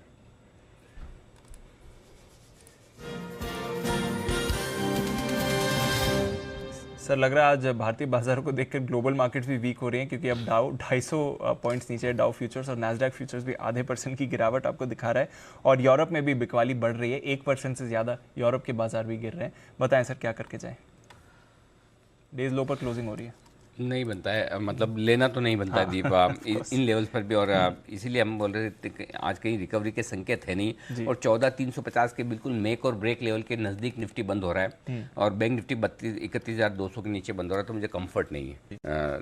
और आपको नई फ्रेश लॉन्ग पोजीशन आज नहीं बनानी है, सोमवार देखेंगे। अगर लॉन्ग पोजीशन है तो अपना एक पुट ऑप्शन खरीद कर जाएं और वो पुट ऑप्शन होगा 31,000 का बैंक निफ्टी पर और 14,200 का निफ्टी पर। इससे आप हेजिंग करें। मैं इसलिए बार बार लगातार ये कह रहा हूँ कि बुल रन में आपको आउट ऑफ द मनी के पुट लेने चाहिए, ताकि बड़ी गिरावट कभी आए। छोटी गिरावट में तो ट्रेंड बदलता नहीं। जब बड़ी गिरावट में एक बार कभी ट्रेंड बदले तो आपको वो पुट काम में आता दिखे। तो आपको 31,000 और 14,200 दो पुट लेकर जाने चाहिए। बिल्कुल। तो अगर लॉन्ग्स हैं, वैसे तो अगर हैं तो थोड़ा मुनाफा बुक कर लें, वरना हेज क्रिएट कर लें। लॉन्ग में मुनाफे में तो किसी को पूछना ही नहीं है, लेकिन और किसका होगा वो देखो, जब किसी की ट्रेडिंग पोजीशन में प्रॉफिट होता है ना, तो सबसे ज़्यादा कॉन्फिडेंस उसको इस बात का होता है कि मैं ही सबसे समझदार हूँ। क्योंकि जो प्रॉफिट बना रहा है वो अपने आप को समझदार माने तो गलत भी नहीं है। अपनी समझदारी पर डाउट ही तब होता है जब नुकसान हो। तभी आप दूसरों को पूछते हो कि हो सकता है मेरे से कोई ज़्यादा समझदार हो, वो अलग बात है, दूसरे भी उतने ही समझदार होते हैं। तो ठीक है, जिनका प्रॉफिट है वो तो अपने आप समझते हैं क्या करना है। ठीक है सर, पर ये आपके लिए फाइनल स्ट्रैटेजी अनिल जी की तरफ से। आइए क्लोजिंग की तरफ फिर बढ़ते हैं। ज़बरदस्त तेज़ी के बाद आज एक बड़ी मुनाफा वसूल भी आपने बाजार में देखी है। 1000 पॉइंट का कट बैंक निफ्टी पर आया है, 200 पॉइंट से ज़्यादा, बल्कि अब 225 पॉइंट नीचे आपको निफ्टी दिख रहा है। पहले जो अनिल जी ने आपको एक क्रूशल सपोर्ट जोन बताई है, एकदम उसके करीब आते हुए क्लोजिंग आपको दिख रही है। सबसे ज़्यादा दबाव आज आया है बैंक्स की तरफ से। एक्सिस बैंक टॉप लूजर, 4.5% की गिरावट। ICICI बैंक 3.5% ये नीचे। SBI यहाँ पर बड़ी गिरावट आती हुई दिखी है। HDFC बैंक यहाँ पर भी प्रेशर बना हुआ था। इसके अलावा रिलायंस इंडस्ट्रीज नतीजों से पहले इस बार कोई बड़ी प्री रिजल्ट रैली नहीं आई और नतीजों वाले दिन 2.5% की गिरावट रिलायंस में रही, जिसकी वजह से आपने निफ्टी पर दबाव और बढ़ते हुए देखा है। एशियन पेंट्स दमदार नतीजे, थोड़ी मुनाफा वसूली, आज 4.5% नीचे काउंटर आया है।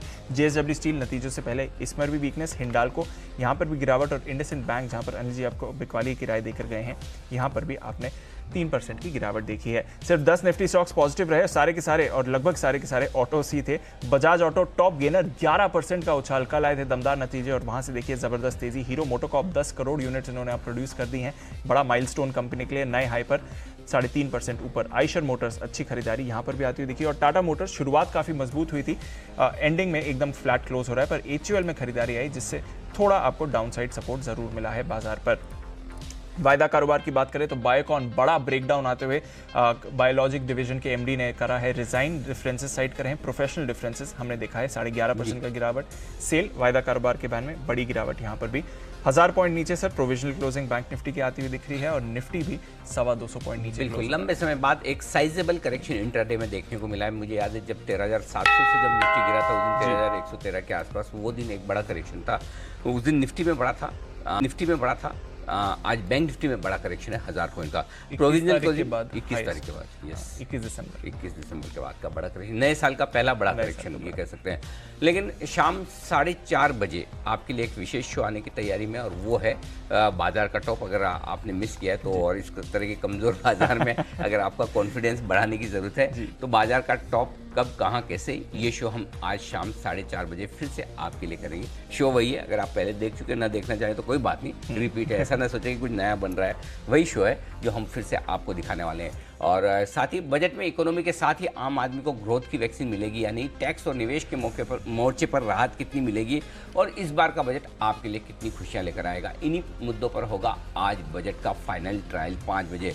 हमारे साथ देखिए ग्रोथ की वैक्सीन फाइनल ट्रायल, अरुण गिरी, TP ओसवाल, विजय मंत्री और वरिंदर बंसल से जानेंगे हम कैसा रहेगा बजट।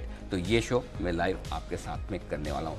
बजट से इस बार उम्मीद ये है कि एग्रीकल्चर पर फोकस हो सकता है। ऐसे में एग्री सेक्टर के लिए क्या कुछ अहम ऐलान हो सकते हैं, क्या उम्मीदें, जानेंगे एग्री इंडस्ट्रीज के जाने माने दिग्गजों से हमारी खास पेशकश ग्रोथ की वैक्सीन, खेती के बदलेंगे दिन। 5:30 बजे आप देखिएगा ये विशेष शो, बजट, ग्रोथ की वैक्सीन, खेती के बदलेंगे दिन। साथ ही डिजिटल सूदखोरों के खिलाफ जी बिजनेस की मुहिम, ऑपरेशन हफ्ता वसूली के बाद अब एजेंसीज लगातार एक्शन में है। फर्जी लोन ऐप्स के चाइनीज कनेक्शन के खुलासे के बाद कई चाइनीज अरेस्ट हुए हैं, उनके बैंक खाते सीज हुए हैं, लेकिन अब उन लोगों ने वसूली का नया रास्ता ढूंढा है और उसके लिए रिकवरी के लिए रेजर पे और पेटीएम जैसे पेमेंट गेटवे का सहारा ले रहे हैं। ईडी के रडार पर 2 दर्जन से ज़्यादा ऐसे लोन ऐप्स हैं जिन पर एक्शन की तैयारी है। आज हम आपको बताएंगे कि ऐप से माइक्रो लोन लेने के पहले आपको किन खास बातों का ख्याल रखना है और ग्राहकों के पास कानूनी अधिकार क्या है। हमारे साथ 2 खास मेहमान होंगे, Praveen Kalai Selvan, chairman Save Them India के, और साथ ही LN राव साहब हैं, पूर्व DCP special cell Delhi police. शाम 6 बजे ज़रूर देखिएगा हफ्ता वसूली पर ईडी का हंटर। आपका भी अगर कोई सवाल है, अगर आपको ये अपनी राय रखना चाहते हैं, हैशटैग आपकी खबर आपका फ़ायदा, आप यहाँ पर अपनी राय हमें भेज सकते हैं। और बाकी तो आपको पता ही है, कोरोना काल में आम आदमी को न सिर्फ हेल्थ पर फोकस करना है बल्कि हेल्थ इंश्योरेंस की अहमियत भी अब समझ में आ गई है। और कोरोना के बीच पेश हो रहे इस बजट में हेल्थ इंश्योरेंस पर रहेगा फोकस। मनी गुरु में हम आज इसी बात पर करेंगे चर्चा कि आम आदमी की बजट से क्या मांगे, और इंश्योरेंस एक्सपर्ट से जानेंगे कि ये बजट इंश्योरेंस को लेना किस तरह से आसान बना सकता है। PwC में पार्टनर जयदीप रॉय और साथ ही पॉलिसी बाजार में हेल्थ इंश्योरेंस के हेड अमित छाबड़ा आज रात 8:26 पर हमारे साथ होंगे। कैसे बनेगा हेल्दी बजट, देखिएगा जरूर।